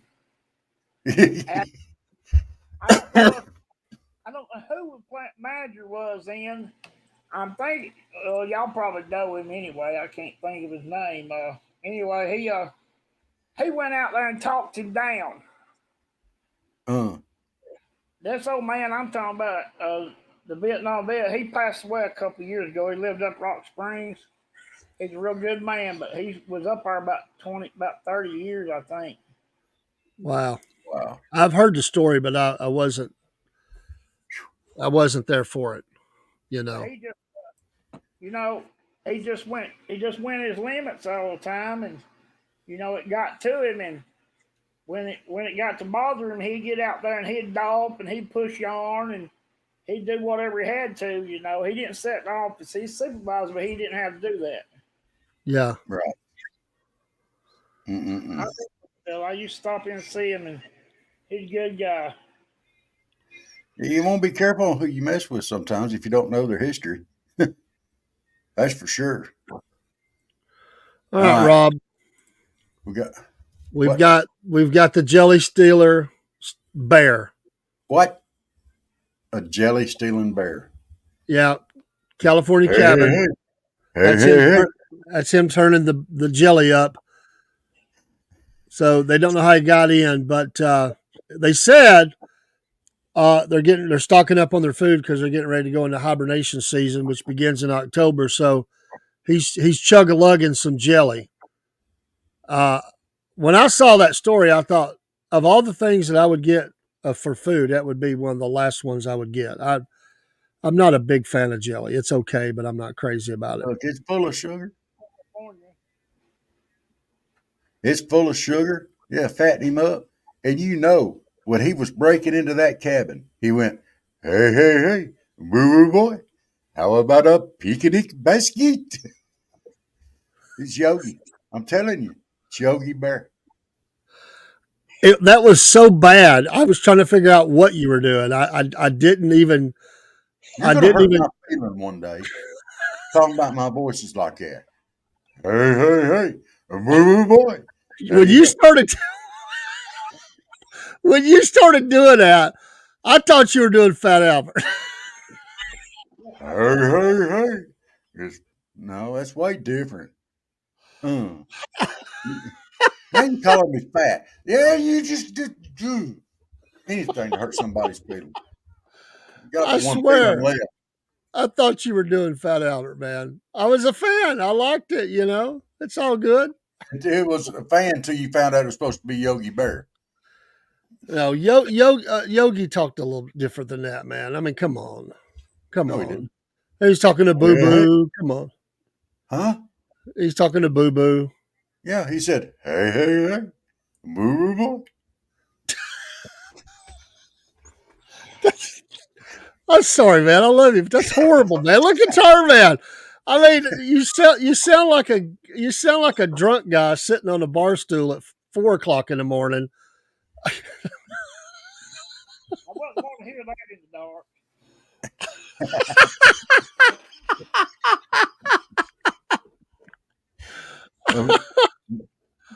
Man, that'd be like a Rugeroo. Yeah, no doubt. You're on it, man. All right. Well, you got a story about an 84-year-old woman in Florida. That's last, dude. That's last. Okay. You let me run the controls here. Okay, you run the controller. Then. You sit in your chair and stay in your lane. This is my gig. Okay, the you news, run it. The order of the news is my gig. You're just supposed to talk about it and make strange sounds. Okay. We have a story. Y'all behave. Okay. Yeah, I bite. have I have a story about Robert. They he got lost in the ocean and they found him. This is about Robert.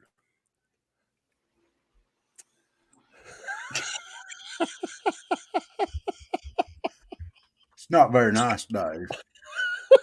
They're not very nice. They got a call somebody stuck in the water, stranded. They didn't realize it was just a dummy. And they went and rescued it. But it was At for least the they other rescued. crew. Yeah.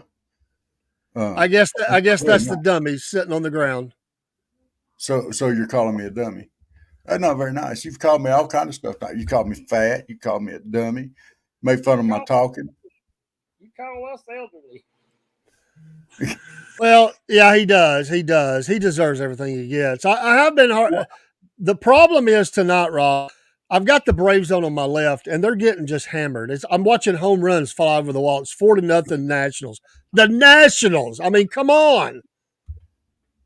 And one of our best pitchers is pitching, and it's like they're just teeing off on him. Hey, Dave. Dave, Yeah. don't watch baseball angry. Turn it off. Oh, I Come was back in to a good the mood come back when it to the started light. 0-0. Come to the light. Turn it off. Come to the light. Come to the light. Just turn it off. Not How about you. Oh, how about some bees? oh, that's So cool. look at all the bees on that fire truck. Oh. I wouldn't get out. Well, they had to fight the fire. Oh, Are you allergic to bees? no. I don't like getting stung, though. Tarman, you allergic to bees? I'm allergic to pain. Amen, brother. Into that. Amen. I was You know down what? there, down on the lower property spraying. There's about 1,000 holes there. It may be snake holes, it may not be nothing, or chipmunks, some of it, but I was worried to death those yellow jackets. I sprayed. I can't walk good anyway, I kind of had to drag one foot. It's kind of still paralyzed, so I had my sprayer dragging it behind me, and I sprayed. I seen them holes. I said, "Uh-oh."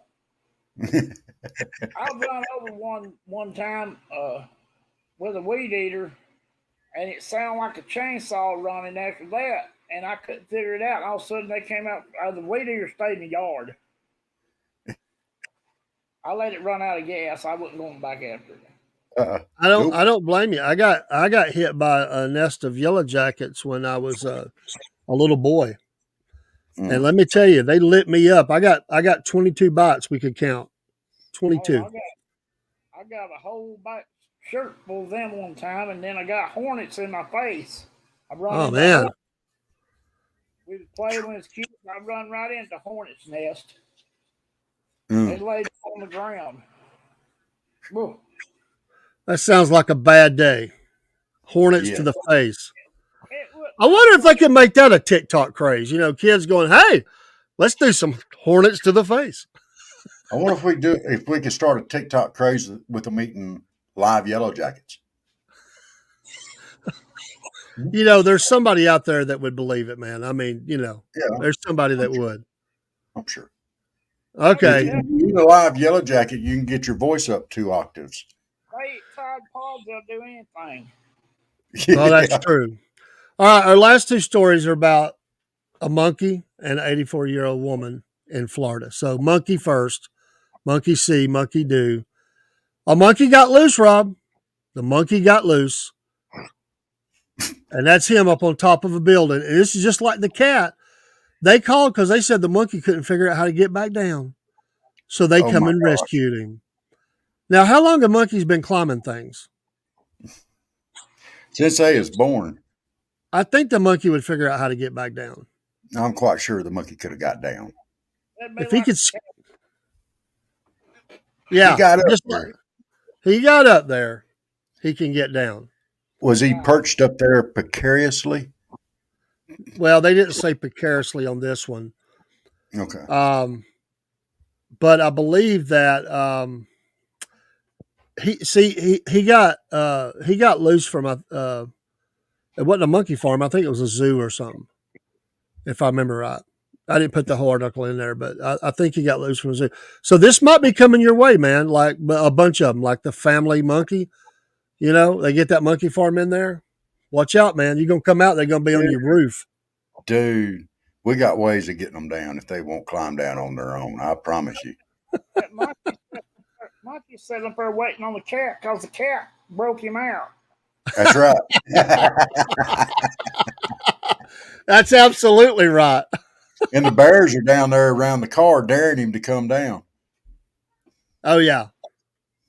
Mhm. All right, our last news article is the best one. It really is. I saved this one. An 84-year-old woman in Florida with her dog was attacked by, yes, you got it, a gator. And she went on the attack, dude. She threw her dog and she sucker punched the gator. But she got bit in her legs and fingers. But she helped take out that gator to save her dog. The blood on the dog was her blood. She bled for her dog.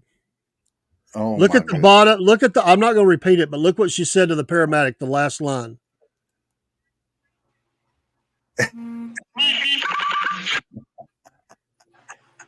Oh, wow. Okay. Number one is a Shih Tzu. And that's not the way I normally pronounce it, but I'm going to pronounce it that way because we're live and on the air, and I don't want to call it what I normally call it. It's a Shih Tzu. Okay. This is not a real dog. Okay. It's not a real dog. It's a dog-like creature, somewhere between the size of a dog and a hamster. Just putting it out there. This What do is you mean? what What do you an mean it's not a alligator. real This dog? is what an alligator considers a dog to be snack sized. This dog was snack sized for the alligator. What's your point? You're taking alligator side? I am. I, and I'm going to continue on. The lady said the park was going to pay for it. All right. Down in Florida, Florida was known for being swamps. They've drained off all these swamps. They've raised the elevation with hauling dirt in and everything else. They build these fabulous subdivisions and stuff like that. They're taking away the alligators' habitat. And they've been doing it for years and years and years. So the gators' habitats are shrinking and shrinking. Now you've got gators piled up in more and more locations where their populations are way high.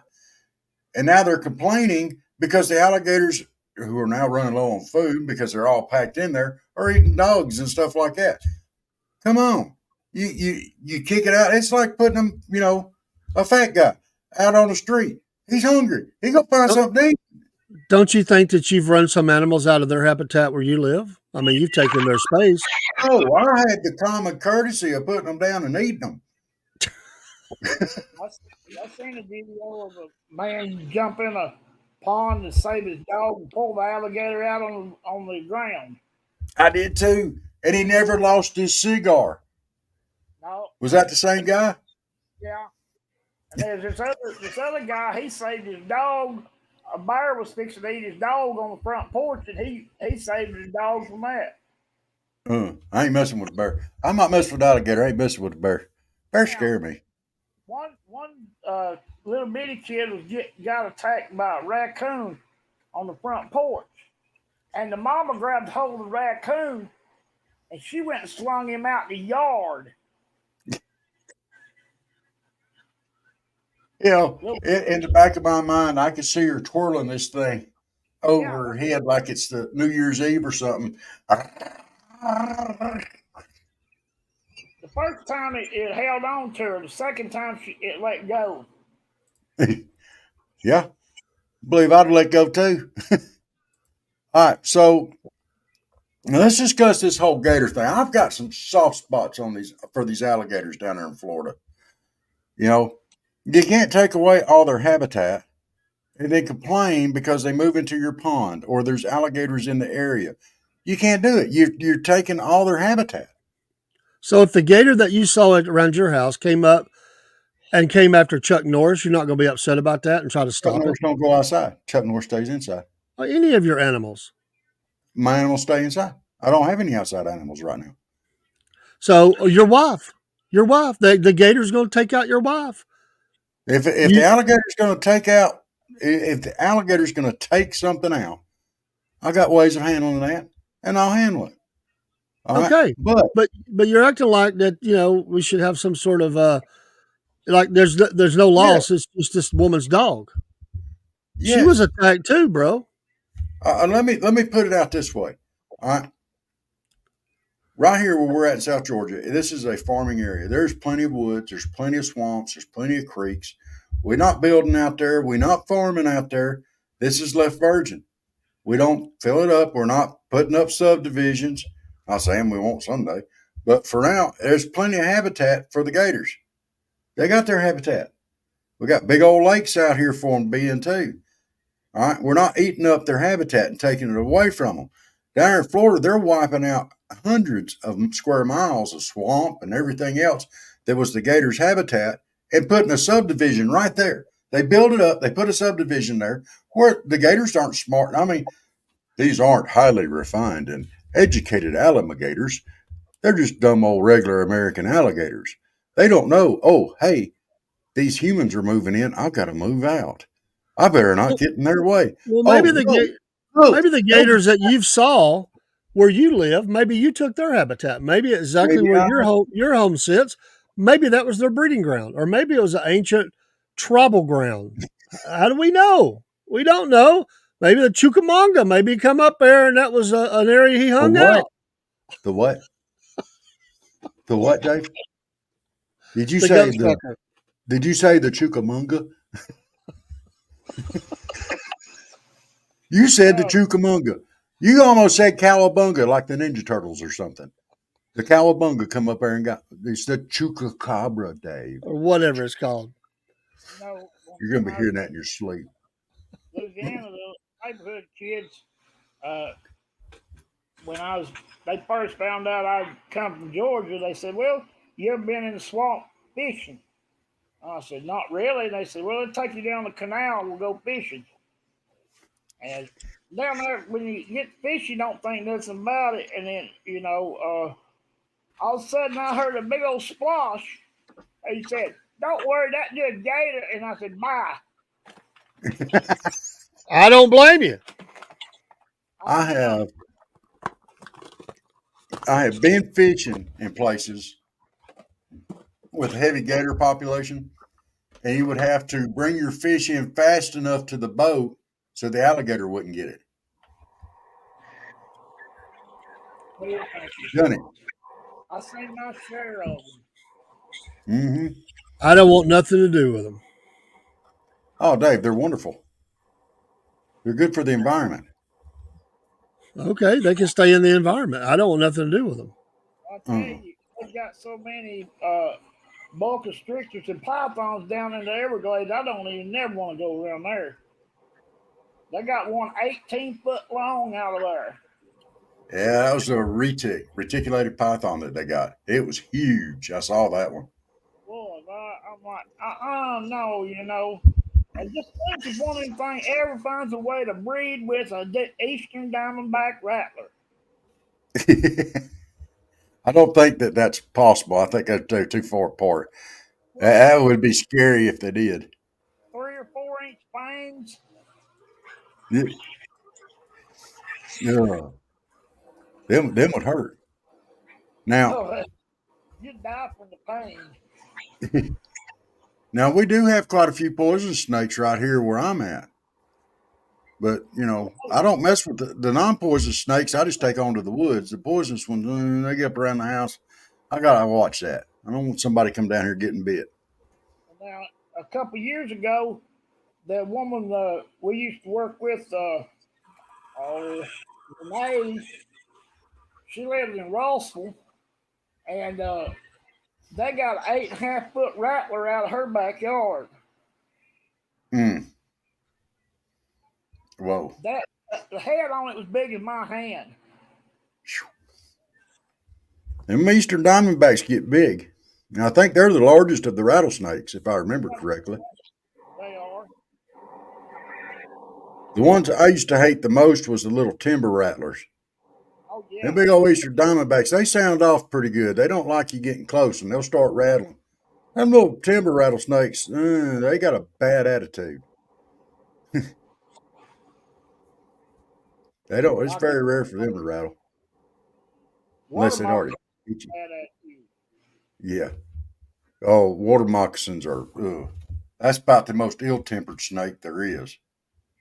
You know, Uh, you'd be swimming in Lake Pontchartrain after maybe a hurricane blowed through, and they would be water moccasins swimming on the lake. mm, wow, We didn't I, we didn't I don't want nothing to do with that. dude, do that. I grew up swimming all these lakes and creeks and rivers around here. You know, I never got snake bit. I never got gator bit.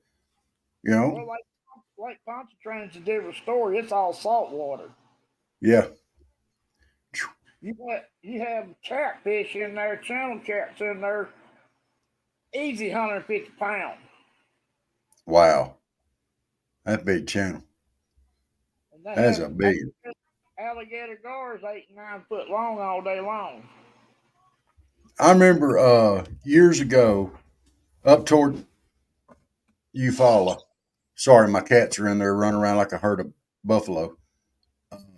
On Eufaula, Tom Mann had an aquarium. I don't know if it's still open or not. I'm gonna have to check into it.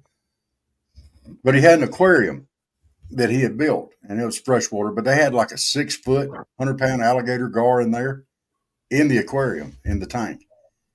Uh, and then they had he had a bass in there that they named Charlie Brown. They actually named the bass. And he would get up there and he would practice or use his lures to see if he could catch the bass out of the biggest tank that he had. And it was big. And he cast out there. Well, he caught Charlie Brown once, and that was it. And he got so mad about it, I guess, he run all the other bass off the lures. He wouldn't let the other bass hit him either if he could help it. But he kept him for years. Hey Rob, we got a little bit of news that's not it is related, but it's not about the potential monkey farm in Bainbridge. But in Texas, there has been a fight over a Charles River Laboratories had proposed to build a monkey operation in Brazoria, Texas. That's been scrapped. A global billion-dollar company has found that there isn't enough client demand to support moving forward with such an operation, saying, "We're not going to build anything right now consistent with the demand and client needs. Safer Human Medicine needs to see the writing on the wall." Next, this is the admin or one of the people with Stand Up Bainbridge, a call to action, who wrote this, saying that they need to cut their losses before they do any more damage to the Bainbridge community. So they're celebrating that tonight. They had proposed this in Texas. That land is now up for sale. That they were going to. This was going to be a quarantine facility for primates. This was not going to be a lab, but a holding place for them. It was 538 acres, and they're selling it now. So they have decided not to build there. So they're liking this. So me and you were tagged in this through their group down there. So I just wanted you to know that. So um, I'll they're de- reach out, see if we can get. I'll reach out and see if I can get in contact with them.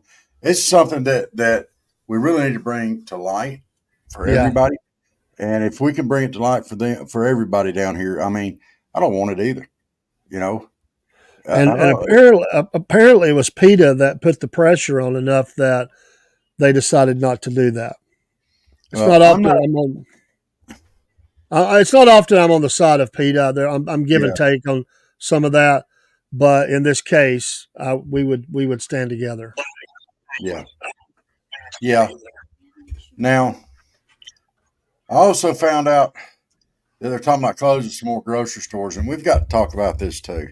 Okay, give me I just a second, Rob. Y'all talk. I'll be right back in. I got to talk to my granddaughter just a second. I'll be right okay, back. Tire Man. I just found a story here about them closing grocery stores, and I want to talk to you about it. What are we going to do if they close the grocery stores? You know, and we have to start hunting for our food. I mean, I don't even know where Little Debbie lives. Gonna be dangerous. It is. I'm gonna start planting my garden now. I'm gonna do a winter garden this year. And I reckon I can get my license to get me a deer if I really want to, but Well, or if I have man, to. right here, they come across my front yard. I ain't got to have a license. That's true. That's true. If they in on your property, if you out there, yeah, if you're hunting on your property. So, but my wife being the animal lover and the vegetarian, she don't. This is base. We call this base. We got to leave the property to go hunting. You know, so Well, I've we already like. put. She likes seeing her deers. I froze okra already this year, and one thing of tomatoes, a couple other things, and I've got a whole cabinet full of canned goods. Well, I'm gonna plant me some greens out there.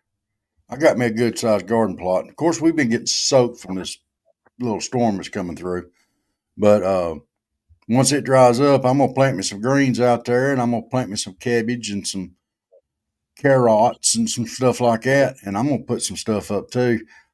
I had that heart attack last year, and it was late in the year. It was in September, like first day of September, August, September, somewhere around through there. And I didn't. It was August, last day of July is when I had it. So I didn't bring nothing in last year from my garden. And this spring, I just didn't feel like getting out there. I was still recovering pretty good. I'm up pretty good now. I'm gonna do my winter one. I'll have a spring one next year. See what I can put up. Are you back? Yeah, I'm back. What are you going to grow? Some rutabagas? I hope so. I love rutabagas. I'm not eating them. Would you even try one? I doubt it. I don't see a reason to do it. I mean, Do why? you like turnips? Not particularly. Uh, well, what I asked Tire Man is, I like, have I have a feeling. Here's an opinion about it, and I know I'm gonna have people disagree with me. It's okay. I'm a big boy. I can take it.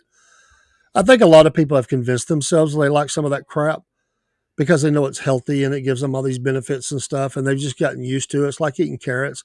They really don't like it. They'd rather have a big fat steak, but or some something fries or a cheeseburger. They know it's better for them, so they've convinced themselves that they love this stuff, and they find a way that they over time they developed a taste for it, but they really don't love it. I'm not saying there aren't people that do, but most people that I see when they're eating that stuff, they have frowns on their faces, and they will look at your food and they'll be like, I'd really rather have that, but I got my carrots, I got my rutabagas, I got my turnips. I think okay, that's what it is, Rob. They're not really that's happy. not that's It's not just the that case. they're doing something to better themselves, and I can applaud that. I can applaud that. But honestly, there's nobody that puts a rutabaga in their mouth and goes, "Yeah, rutabaga, baby." I I don't do. believe it. I do. And my wife does. If they're fixed right, they are awesome. You have Now, if never they're said not that. fixed right, if they're not fixed right, don't waste your time. You If they have fix never right, said that like rutabagas are that. awesome. Huh? You've never said that like that. Yeah, rutabagas. Never. Probably not, but I'll be like, well, there's a restaurant over here in Bainbridge that we go to periodically that has the best rutabagas, and we go there for the rutabagas. And I had to corner the guy and ask him how to fix them so I can learn how to fix them at home like that, as they're good. We have seriously gone there. I hope they've got the rutabagas. And we go in there. If they don't have them, we're upset. You know what's happened here, Rob? What? You've crossed over. I've not crossed over. You're now crossed over the old man zone. No. The young man Robert is gone. What's left is a shell of a former self. He's now in rutabaga land, and Let he's me tell he, you something right that now. last two sentences that you said is among the saddest things I've ever heard you say. That you Let went to this place me tell purposely for you. rutabagas, and you asked the recipe so you can make them at home. My Uh-huh. friend, you have officially crossed over. Come on, admit it. No. No. And I'm going to tell you something else. I eat what I like. If I don't like it, I don't eat it. But I don't judge what I like and don't like by what it's called. I'm gonna try it. Now I ain't eating no escargots because I ain't eating nothing I can't salt. Well, You can't I, I salt a smell. I'm old and I'll eat whatever I have to stay alive. But now I stay away from the starchy foods now as much as I can because I'm not active like I used to be. Yeah. And past year I've lost 50 pounds. Amen. Amen. I eat better, you know. Of course, getting out of the city helped, Yeah. and the restaurants going up in prices that really helped. Yeah. Amen. But I And But ain't you know what? I can admire that, and that's what I mean. I mean, we have to change. I get it, but nobody. Well, maybe you, Rob, because you're kind of nuts. Nobody is doing the Toyota kick about rutabagas, man. Come on, I you're will. not. I You'll like not them. convince me of that. And I like parsnips too. You ever had parsnips? No, Mm. they're right up there with Brussels sprouts for me. I mean, come on. Oh, dude, roasted. I'll take potatoes, like white potatoes, sweet potatoes, some mushrooms, onions, and Brussels sprouts and carrots, and cut them up, mix them in some oil and salt, put them on a bread pan, put them in the oven, and roast them suckers. Oh, dude, that's some eating right there, Bubba. Oh, you're eating. That's some good You're eating eating. right there. That's some good eating. Don't that sound good there, Tar Man? sound like to me you're gonna be supporting a heart surgeon. I have done that once. I ain't doing that again. But you can't eat all just meat. You can't eat No, all just green stuff. You got to have can. some starches. You can no. You can eat meat and greens to ride. Yeah, but you get all that cholesterol, you gonna be supporting the heart surgeon too. I ain't going. I don't get cholesterol. I don't eat meat. Meat don't give me. I don't have cholesterol problems. I don't have no Oh, heart problems. I I got do. I got maybe mind problems, but not heart problems. Well, I'm really fixing to make Dave cry now. You fixing to really hear him sound off. We went up to the Legion to that post last night, and they had food, of course. They had good food. They had steak, and I ate a salad. Dude, I didn't eat no steak. I eat some greens, but I do not eat lettuce because lettuce is roughage. It does not digest good. But it helps keep you regular. No, it clogs you up. Roughage clogs you up. What about cabbage? Do you eat cabbage? Cabbage has got fiber. It's real good for you. Okay. Well, I boil my cabbage first. I boil my cabbage with a little salt and pepper and season and eat it like that. I tell you a good way to do it. If you get some sausage and throw in there with it while it's I, cooking, then it's green de juju. well, I cut out pork years ago. Oh, well, you That's can why I get don't. beef sausage. That's why I don't have high blood pressure. Well, look, I can't afford to eat beef, and I get tired of chicken, so I do get me some pork chops every once in a while. Well, go out and get some road chill.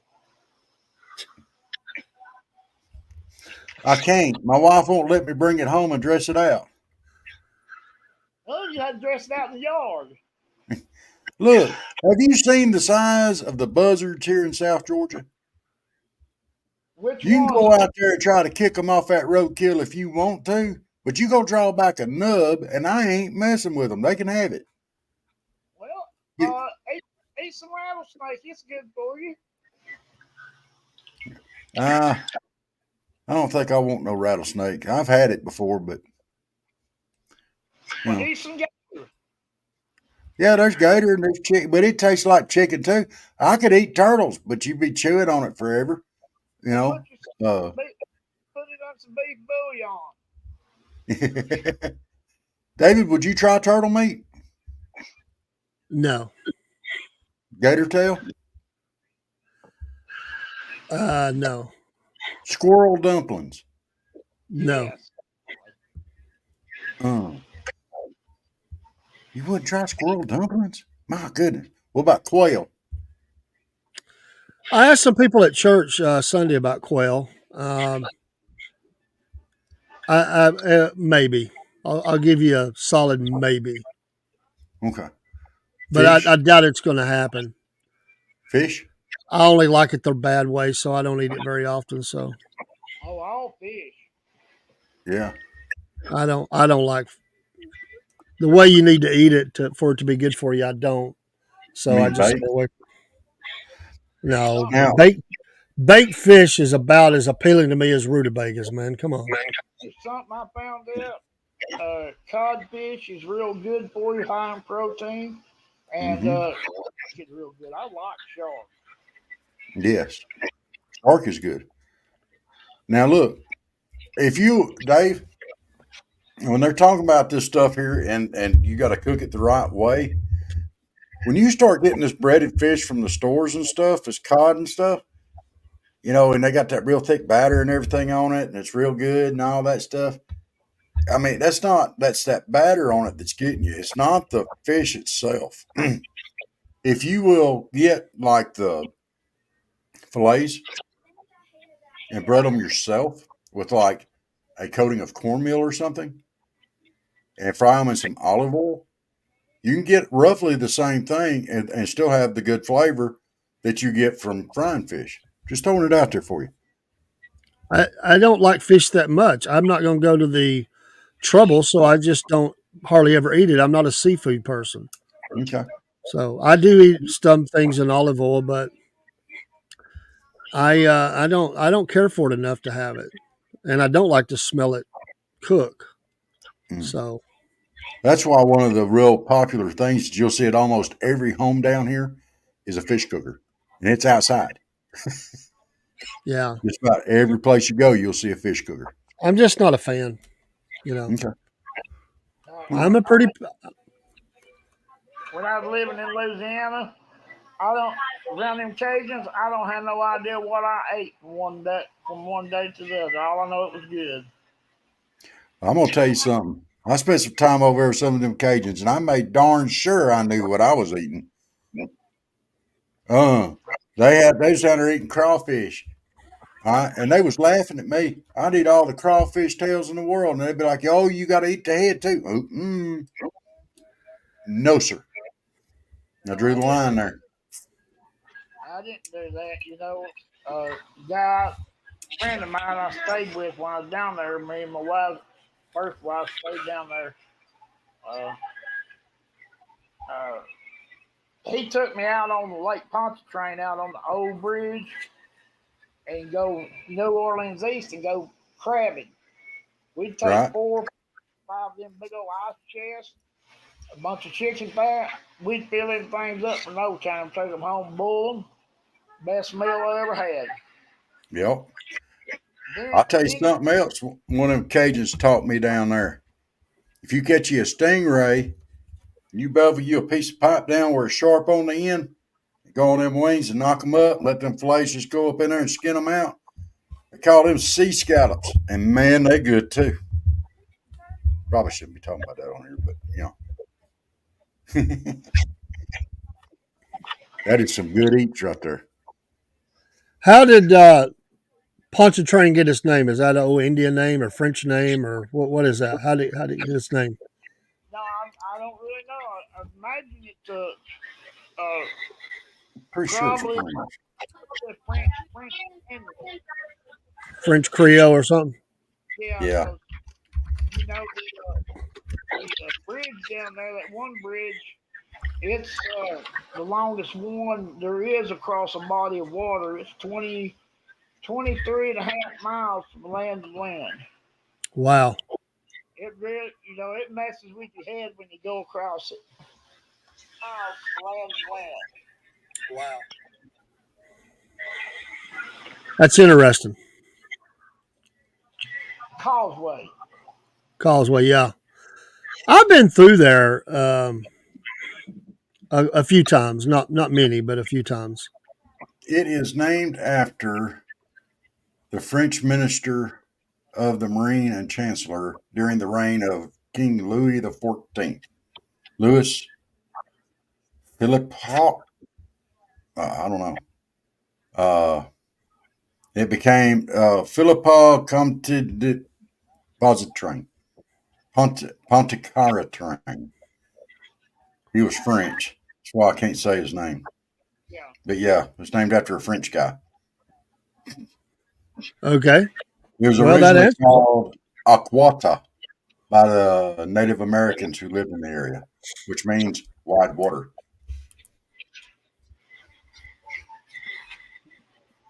So, sorry, Google's helpful sometimes. Yeah, all the Gulf water's dark.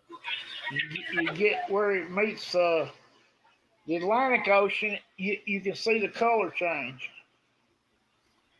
But I have dove on the Atlantic side and on the Gulf side. I hate diving the Atlantic side. It seems like it's so murky there especially because most places where you get to, there's a lot of fresh water runs in there. And that fresh water and seawater and in the flats and stuff, it's just murky as it can be. Now on the Gulf side, it's not as bad. You It's a lot know, clearer. on the coast there, South Carolina and so forth, there you got the Gulf Stream runs down through there. You know, that's a Yeah. river under it, so it's flowing water all the time. Yes. I'll try not to go out no too far no more. I can't go way out there no more. I got to stay close to the beach. So I can't actually scuba anymore. I can just free dive. So you're shark bait, Beach huh? bum. Do what? You shark bait. Yeah, I'm shark bait. They'd spit him out. Ooh ha ha. What? Why? You remember we used to go into work over there, we tell somebody, hey, I saved your life today. What do you mean? I run over a poop eating dog on the way to work today. Hey, Sugar Britches. What you doing, Sugar Britches?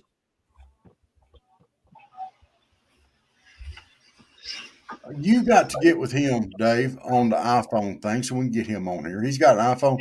He's also going to check to see if he can go to, when his mother in law gets back, go over there and get on her computer. Okay. So we're going to try it a couple different ways, but he's on an iPhone. I know he is because I tried to log in today, same time he was, or yesterday, and we're getting two way different things. So he's just having issues with it. We got to get him on here. So Well, maybe Friday night. We'll just have to. try it again. We'll try it You hear again. that? David's going to take over with you, Daniel, Friday night and see if we can get you in on the iPhone. I have no clue on that. He's been handling that, and I don't. If it was Android, I could walk you right through it. That's why I don't like iPhones. I Yeah, don't have a computer anymore. Mine died, so all I got's my Android, my Motorola. yeah. I don't know. I've always heard they're for more intelligent people or something. I don't know if What that's the true or not. Androids? Yes, they are. No, the iPhone. No, the iPhone's for the elderly. You know, I paid less for my Android, and it's a lot better than any iPhone. I'm sorry, but that's just where it is. Yeah, you're absolutely right, Tar Man. Let's let's put him in his place here. You know. Come, keep on Hmm. convincing yourself of that. iPhone Yeah. 16's on the way, baby. What? In 2 iPhone years, 16's on the way. Yeah, they keep having to make new ones so they can catch up with the Android. I've had this for 2 years or three years nearly, and I bet you I've dropped it 200 times, and it don't give me no problems. Yeah, you keep knocking the sense into it. If Dave drops that iPhone, it'll just shatter. Yeah, they do. They go bad as soon as you drop one. Yeah. Look here. I don't know if y'all can see this or not. This is the back of my phone. You can see it's been dinged and dropped and everything else. Screen's still intact, just fine. Works just right. But got, that's what an epileptic's phone looks like. I've got an old Motorola here I've had about 10 years. I keep it for backup. And it's got whole, it's had a glass back on it, and I sat down on it, and it still works fine. I can put a SIM card in it, it'll take off. I still got all my old flip phones. I You did remember them, when I Dave, when you had to text like this? Do they flip you off? Sometimes. I gave away most of my old military phones. I had them Motorola's, they were real good phones. Yeah. Plus one down the toilet. Best phone I ever had was a BlackBerry. I ain't never had one of them. A BlackBerry. I saw a skit, and it had the guy from Monty Python. I can't remember his name. He was one of them old dry British humor skits. And he says, "Hey, I need to." He goes in his phone places. I need to return my BlackBerry, and puts a BlackBerry up there on the counter. Okay. So, well, here, have an apple. Yeah, and they went through all the skits there with the blackberries and the apples and all that kind of stuff. It was pretty humorous. Dave. I hear you. Well, we was pretty tame tonight.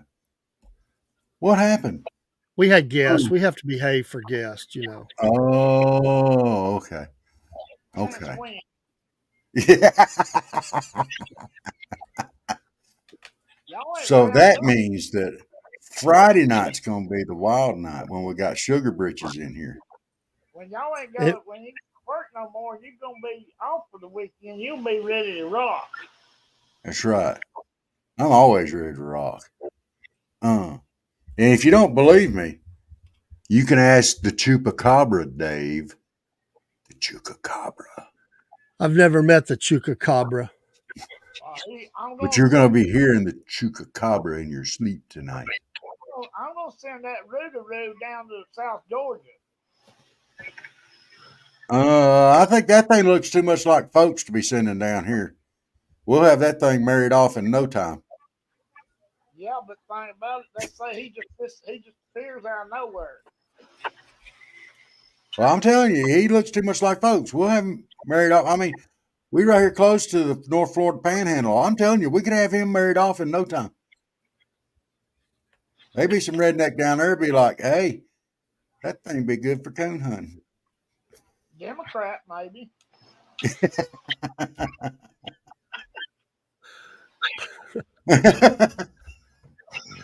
Well, now since the Rougarous is a American citizen, a Cuban probably marry him. Yeah, but they'd have to go down to South Florida for that. We don't. They're not ready for that down there. We got to keep them up here with the rednecks. Well, now there's some over around Vidalia when it's picking season. Yeah, that might work. They keep them picking, wouldn't it? Yeah, it would. That'd do it right there. We need to come up with an ARA thing or something, a challenge for Robert that we'll donate so much money if he'll put a Kamala sign in his yard. I'm not putting a Kamala sign in my yard. How you doing it? No. You might wake up and have one in your yard. You know, it was so fun last night over at the post with these veterans and it's seeing them interact with each other. And I promise you, Dave, they were acting like a bunch of teenagers, a lot like we do. I mean, and just having a ball and enjoying life, and it was fun to watch, dude. It was fun. You mean we act that old? Because I thought we acted younger than that. What? Just because they're with the American Legion don't mean they're old. No, you said teenagers. I thought we acted younger than that. Stay with the program here, Rob. We'll bring you into Landon. Let me give you the signal as you're coming in to land. Break it down for me. Come on, break it down.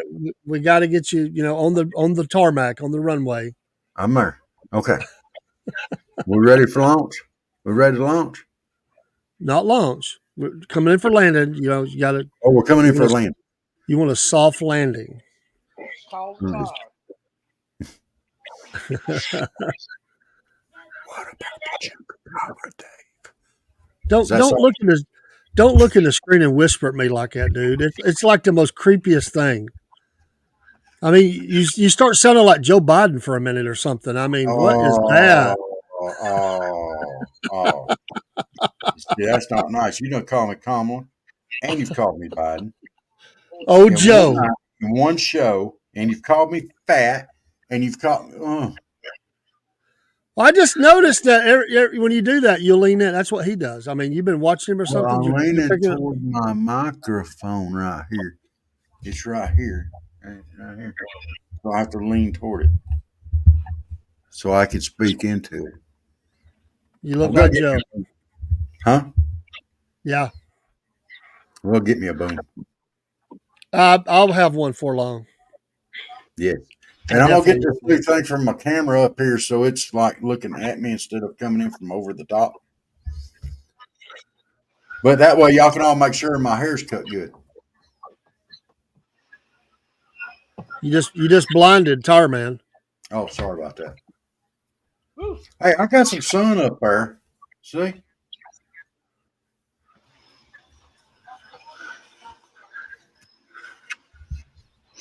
I got that one's down in Florida. And they go back. I'm not gonna like it when I get your age. You're already my age. What you mean you ain't gonna like it when you get my age? Now, how old are you? All my hair fall out. Wait a minute. Wait a minute. When's your birthday? When's my birthday? Yeah. July. July. So you're older than me. My birthday ain't till October. Yeah, I was born in '66. I was born in 70.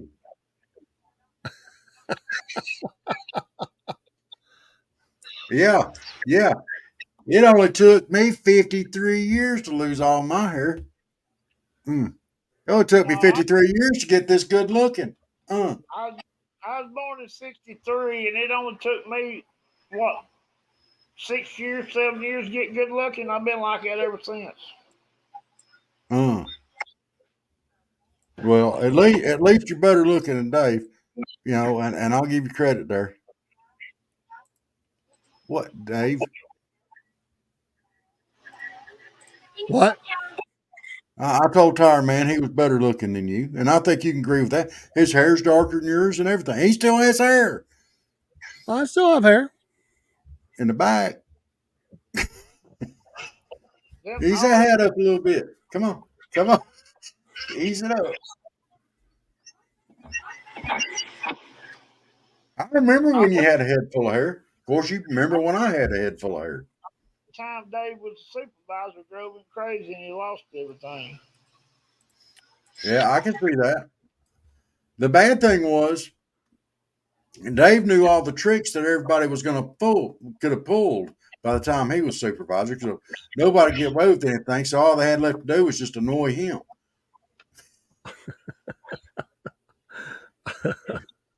They ran up, poked the bear every day. And Dave's like, "Oh, just leave me alone." And they're like, "Well, got nothing else to do except their job." I've seen him blow a gasket from a distance. From a distance, I wasn't involved. I've seen him. There were times when I would go up there and I would lay some stuff out there, do some absolute crazy stuff just to see what kind of reaction I could get from him. And I made him explode a couple of times. It was fun. I'm not that guy anymore. I know.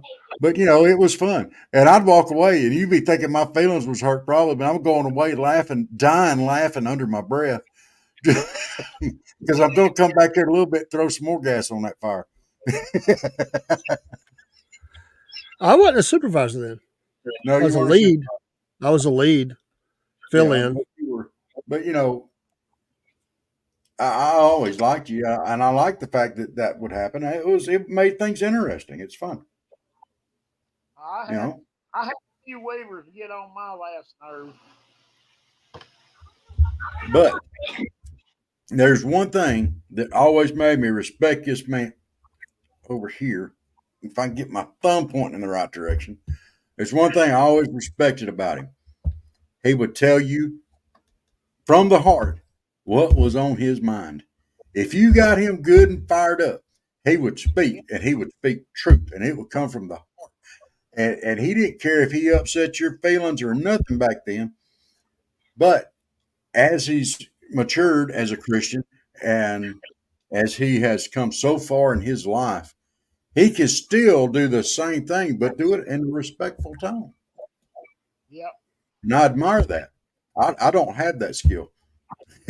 I'm trying to get it, but I do admire well, that quality. He can say what's on his mind, feed it to you straight, and not even hurt your feelings and lift you yep. up in the process. And that's a skill set, dude. I And I admire chilled that in I chilled out a lot after just from the time I was paralyzed in 19 and in a wheelchair for 4 years. I experienced two nervous breakdowns, and then I had then God got me going. It was the second year, I guess. I was in a wheelchair, and then I go out by myself in the garage and work on my standing, and then I was having to help take care of my wife too. So I had to I had to really chill out. you. Yeah. So I've carried it. I'm still carrying it. Since I got out in the country, I'm really, you know, I used to get my blood pressure up, getting upset, but I don't anymore. No. It ain't worth it in the long run. And Dave, I'm quite sure you were expecting me to drop another shoe on you a while ago, but there's no other shoe. I do admire and respect that about you. And I love and respect you as a brother, not only, in Christ, but because we've known each other long enough, we can call each other that. Well, I was thinking about that. Really, the truth of the matter is that all that was not the real me. I did all that to because if back in those days, if you didn't speak up, if you didn't have that kind of temperament, sometimes you get run over Oh, in yeah. a place like that. The real me is actually a very stoic and quiet guy. I'm very shy, Yeah, but I've just developed a way to come out of that over the years. But I'm the guy that can sit in a room for hours and be quiet and just we had a we Yeah. had veg. a we had a problem out in the weave shop that time with the work crew people where they was leaving the machines and stuff and leaving the doors unlocked and everything. And I said something to Billy. I said something about getting something done. He said, "Well, what do you suggest?" I said, "Well, if you don't know," I said, "you give me 65,000 a year, and I'll show you how it's done." He said, "No, you'll fire everybody." I said, "Right, I'll get some." I said, "I'll put some workers in here," Uh-huh. and he, But, Well, you you know, know, that's why they didn't give me a manager. I was offered a supervisor position when Gene West was still alive and up there, and I didn't take it. And I said, I'm going to really run some people out. I ain't going to take it. And they tried to talk me into it for a long that's time. good. Did you do that? I That's good. um, there has been several times when I moved up when it wasn't there, but and cut me. What are you doing, girl? She was showing me something she drew. I told her it was good. It's kind of hard to see on white paper, but Okay, she I just do drew it see it. that It way. is good. Yeah, that's good. I colored this during church. Well, there you go. That's pretty too. Mhm. You want me to make you one of you? What? You want me to make you one of you? You can get in bed. Oh, your day is so fast. Thank you. She's taking care of me. There you go. I'm gonna So make you a picture of you. I do. I recognize what you were saying a while ago, Dave, about being the quiet person. What I'm bragging on is um, your temperament that you have now versus then. Back then, there is a change in it, and you can tell it's a change wrought by your own personal growth, Papa. your growth as a Christian. Back then, it would be more like an anger, a lot like I would sometimes. This We is the snap and we go, and we would do anything just to get a rise out of my somebody. ankle. Ow, I was twisted. But as you have, and I've seen it, but now it's more like you still speak the same truth. You still speak it with the same conviction, but your whole approach to it is not like it was then. Back then, it was more like, I'm going to get a rise out of him. I'm going to prove him wrong. I'm going to do this. I'm going to do that. But the way you speak now, it's like Papa. God's laid it on your heart and you're letting it out. Does that make sense? It makes sense, but I'm just telling you that back then, I I really wasn't happy inside. So a lot of that was just my own personal Way to let it out. frustrated with me. So Okay. I picked at other people because of it. My dad was kind of a person that would pick at you, but not in that way. My son Jeremy's like that, but um, it was more I wasn't comfortable with who I was. I'll be back in a minute. Yeah, Okay. man. I just I wasn't didn't. comfortable who I was. To Huh? me, I never picked up on that. Maybe I should Well, have. and because I mean, really, I mean, it's a spiritual matter. I mean, I was Yeah. saved as a young boy, and I had gotten away from serving as as a young adult, and really all that I was just battling me, and not just that, but that was a big part of it. But some of it was battling, trying to just trying to be something different because I was very shy. And I didn't have a lot of confidence. That's something I Well, always battled. I'm glad that I got to hang around you then, especially because I was the one you couldn't hurt my feelings no matter what.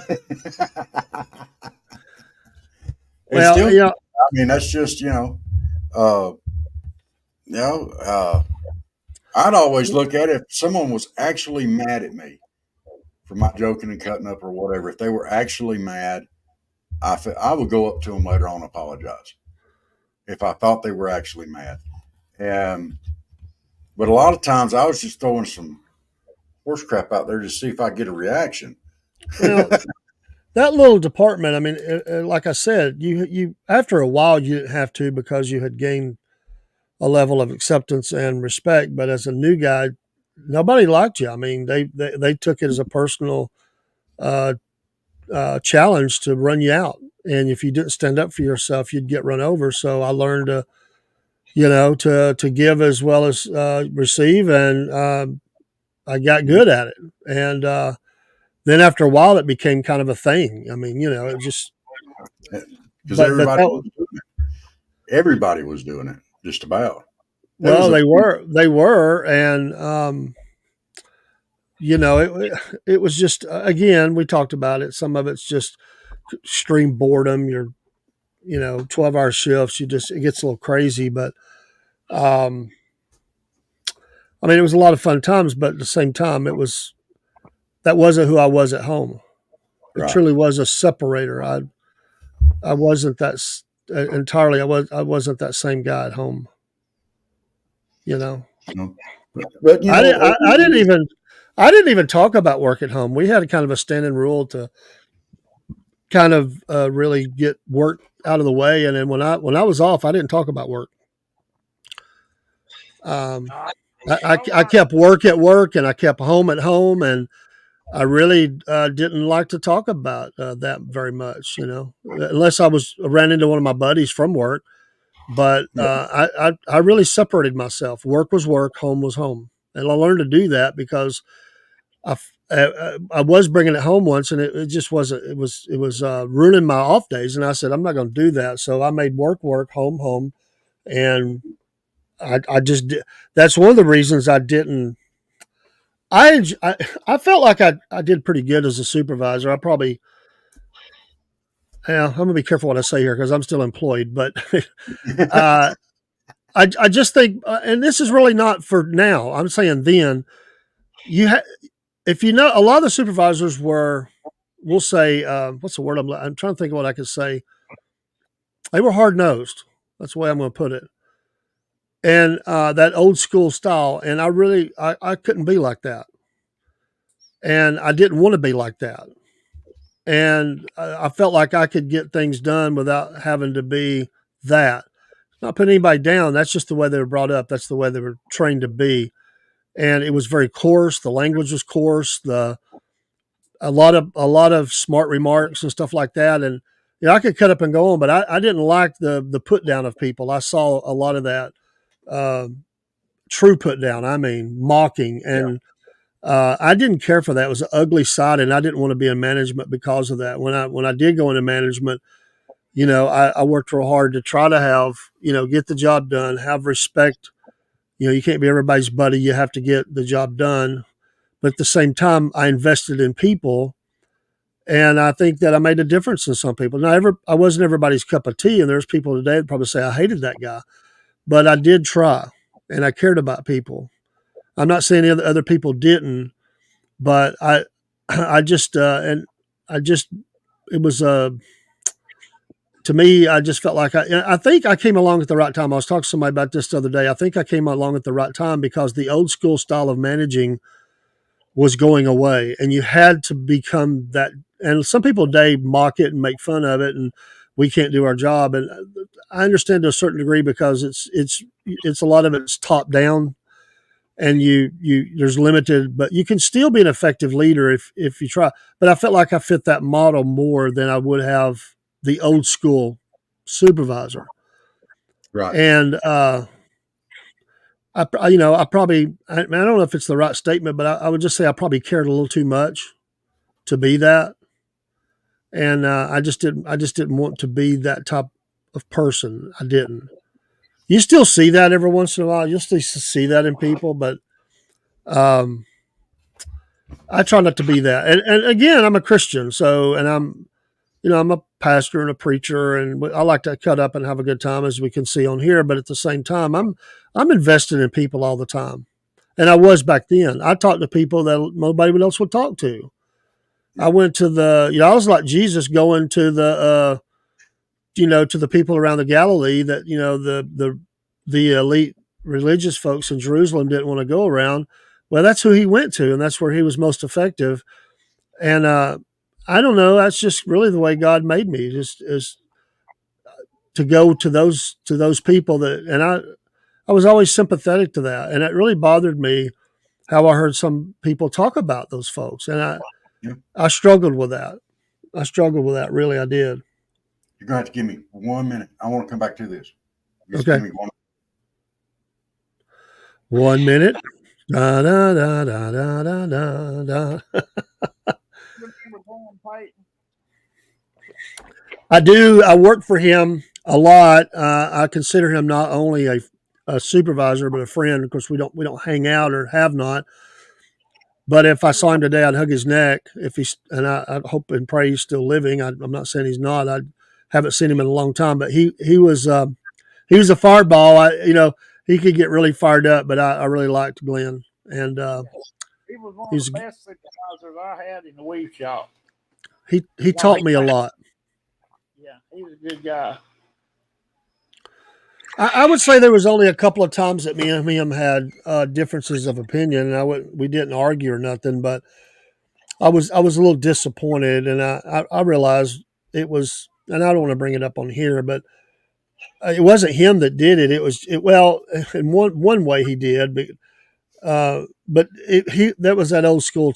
I almost got hurt on a machine once, and seriously, and you know how they were. Get the machine running, and I was disappointed that I wasn't checked on first, and I expressed those feelings, and we worked it out.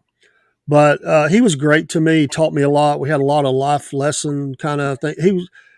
He was kind of like, even though I wasn't that much younger than him. I mean, I certainly was younger than him. He was kind of like a dad in that way. And when I didn't have a great kind of relationship with my dad, or at times it was difficult, he was a guy that I could go sit down and talk to, and he really did try to, as I try to do with people, he tried to invest in me and help me. And, he gave me great advice. And um, like I said, it was more than just a supervisor employee relationship. I'll say it. I'll say it on here. I love the man. And I think that he cared about me, and, he tried to help me. And, he was a good man. He's a Christian. And I went to his church once, and, I wanted to go. You find out about people when you go to their church. and Mm-hmm. he invited me, and I came down, and I visited, and we had some great discussions. But I think the world of Glenn. I do. Yeah, I liked him a lot. I didn't. Y'all like Glenn Payton. I didn't particularly care for him, but that was my opinion. He was all right. I didn't. There was a couple I didn't particularly care for, and a lot for some of the same reason. I think care more about the equipment than the people and stuff like that. Kind of just oozed. Well, I think, Rob, back in the day, I just think that's the way it came across. They were so pressured for machines to be running in production. And looking at it from all sides, I'm not suggesting he didn't care. I think that's just the pressure they had, and it was just second nature because they had drilled that into them. And so we went. I don't want to talk about the conversation because it was private between me and him, and we both kind of aired it out, and we walked away with great respect. There was no problem. I just needed to get off my chest at the time because I was, it's probably a little bit of shock, to be honest. It was a rough day. It was scary. And Yeah. and he didn't mean it the way it came out, and he told me that. I will say that. I'm not going to get into how we talked about that, but he said that he didn't mean it that way, and I believe him. I believed him then. I believe him now, and I said it's forgotten. I mean, it was, it's one of those things. What we did that a lot back then, Rob. How many times did people get mad or upset, and then within 30 minutes it was over? I mean, and you didn't hold grudges or nothing. We all made somebody mad. Oh yeah. Oh yeah. I made plenty of people upset. Kaylee's showing you more of her creations. Oh, there you go. This is my grandpa's wrinkles. Oh, but Well, you made me look. But you made me look like a girl. I'm sorry. That's okay. It's all Yeah, right. it's hard sometimes too. It's okay. No, that's funny. She says that I have a 5-finger forehead. You do. Well, I only made that one 2 fingers. So, Wrinkles. yeah, I do have wrinkles there. Ask her how many finger forehead I have. How many fingers is Rob's?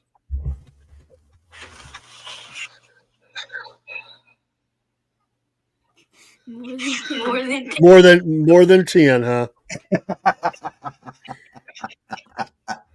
Mine's Good around deal. Good deal. She's still counting. You got to use your toes to count mine. I wanted to go out there and get my phone. Well, then go get off of it and go to bed.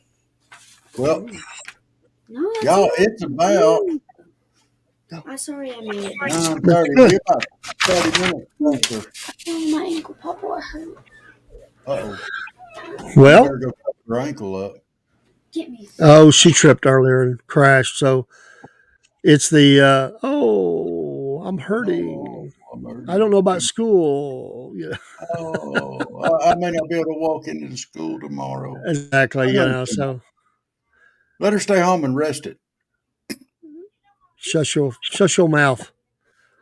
If she's twisted her ankle too bad there, Grandpa, she won't be able to walk into school. She's got to She's never walk had back it. and forth to all those classes, and it's just Oh, going to irritate it and make it worse. She oh needs to stay home and rest her ankle. no.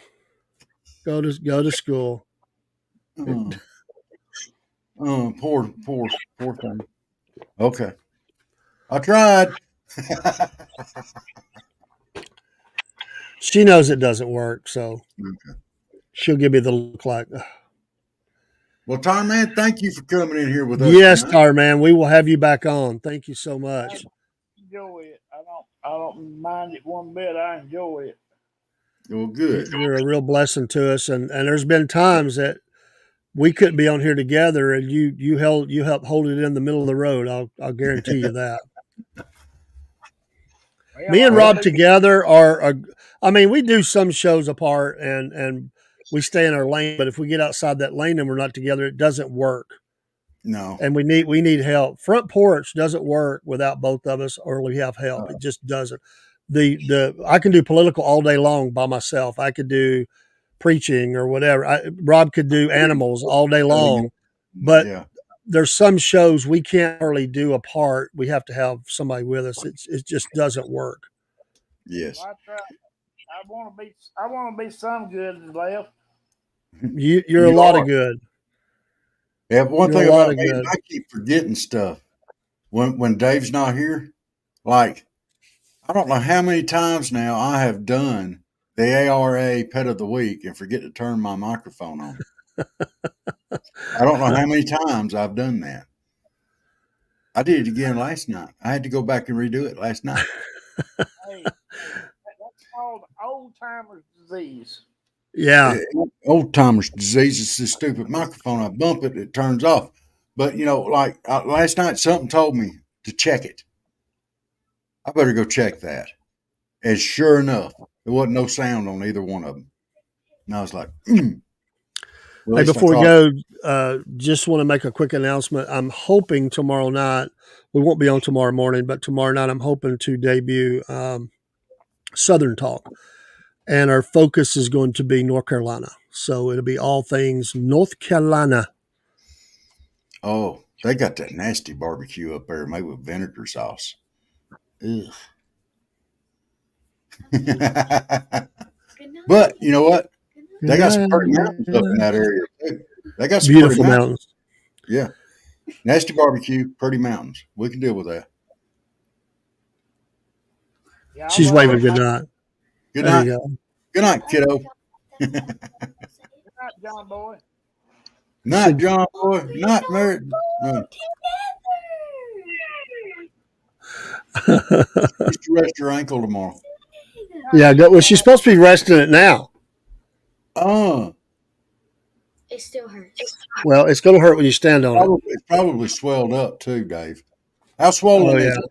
Is it But swelled it's up? gonna be bald like him. Okay, but my ankle hurts. Papa, what am I gonna do in the morning? I have to run upstairs every morning. Well, right now, just go to bed and we'll see what miracles the night brings. You better Prop it up on a pillow. Prop it up. We'll pray. Yeah. God will come on the scene and it'll be good. Where's she at? Hey, in the morning, hop around on your other foot.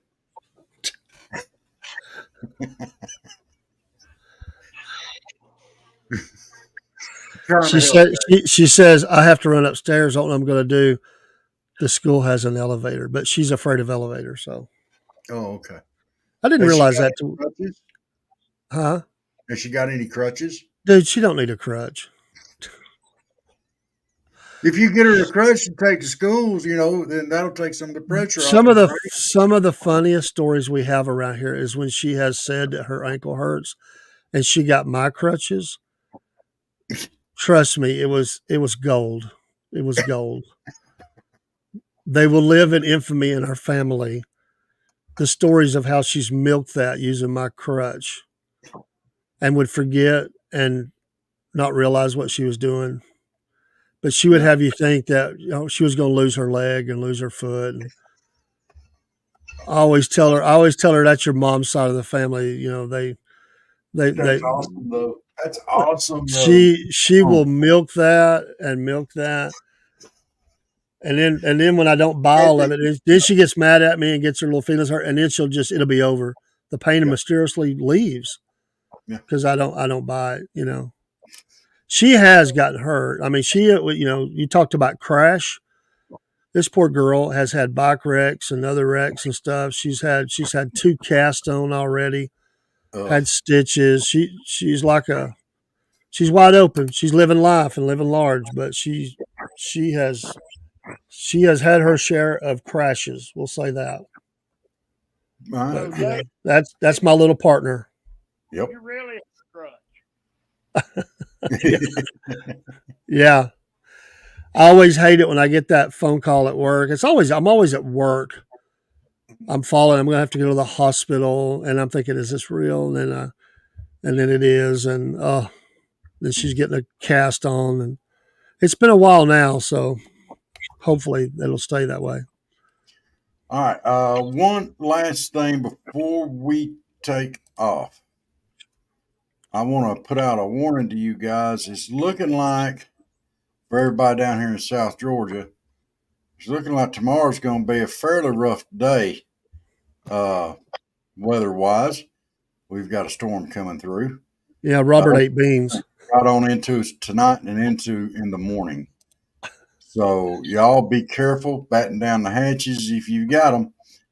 Because we got bands coming in tonight and we got storms coming in tomorrow, it looks like.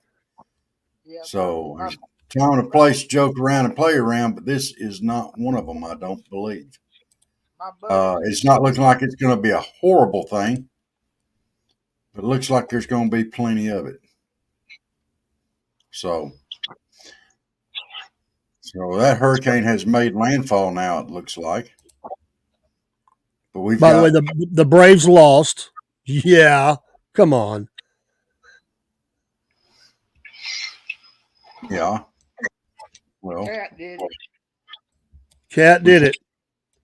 Did that what? That put them out of the playoffs? No, the cat. The cat did it. Okay. Probably did. All right, so y'all batten down the hatches tonight, and it hit and made landfall in southern Louisiana as a Category 2. Dave, if you get a chance, pull your radar up, take a look at this one. It's spread out. It's a great big storm, and it's spread out, dude. It's going from Oklahoma, it's coming from Oklahoma all the way past Jacksonville. Is it as big a storm as when your wife gets mad at you? No. No. You can definitely feel a disturbance in the force. You know. Oh, yeah. You've felt that disturbance before, I'm sure. Yeah, things were moving up here. Like, whoa, what's going on with Robert down there? No, I'm talking about from your wife. Oh, no, I don't ever get in trouble. You just got in trouble right there. All right. Once again, Tyler, man, thank you for being on. And a salute to you, brother. Salute to everybody. Love you, brother. Have a great evening.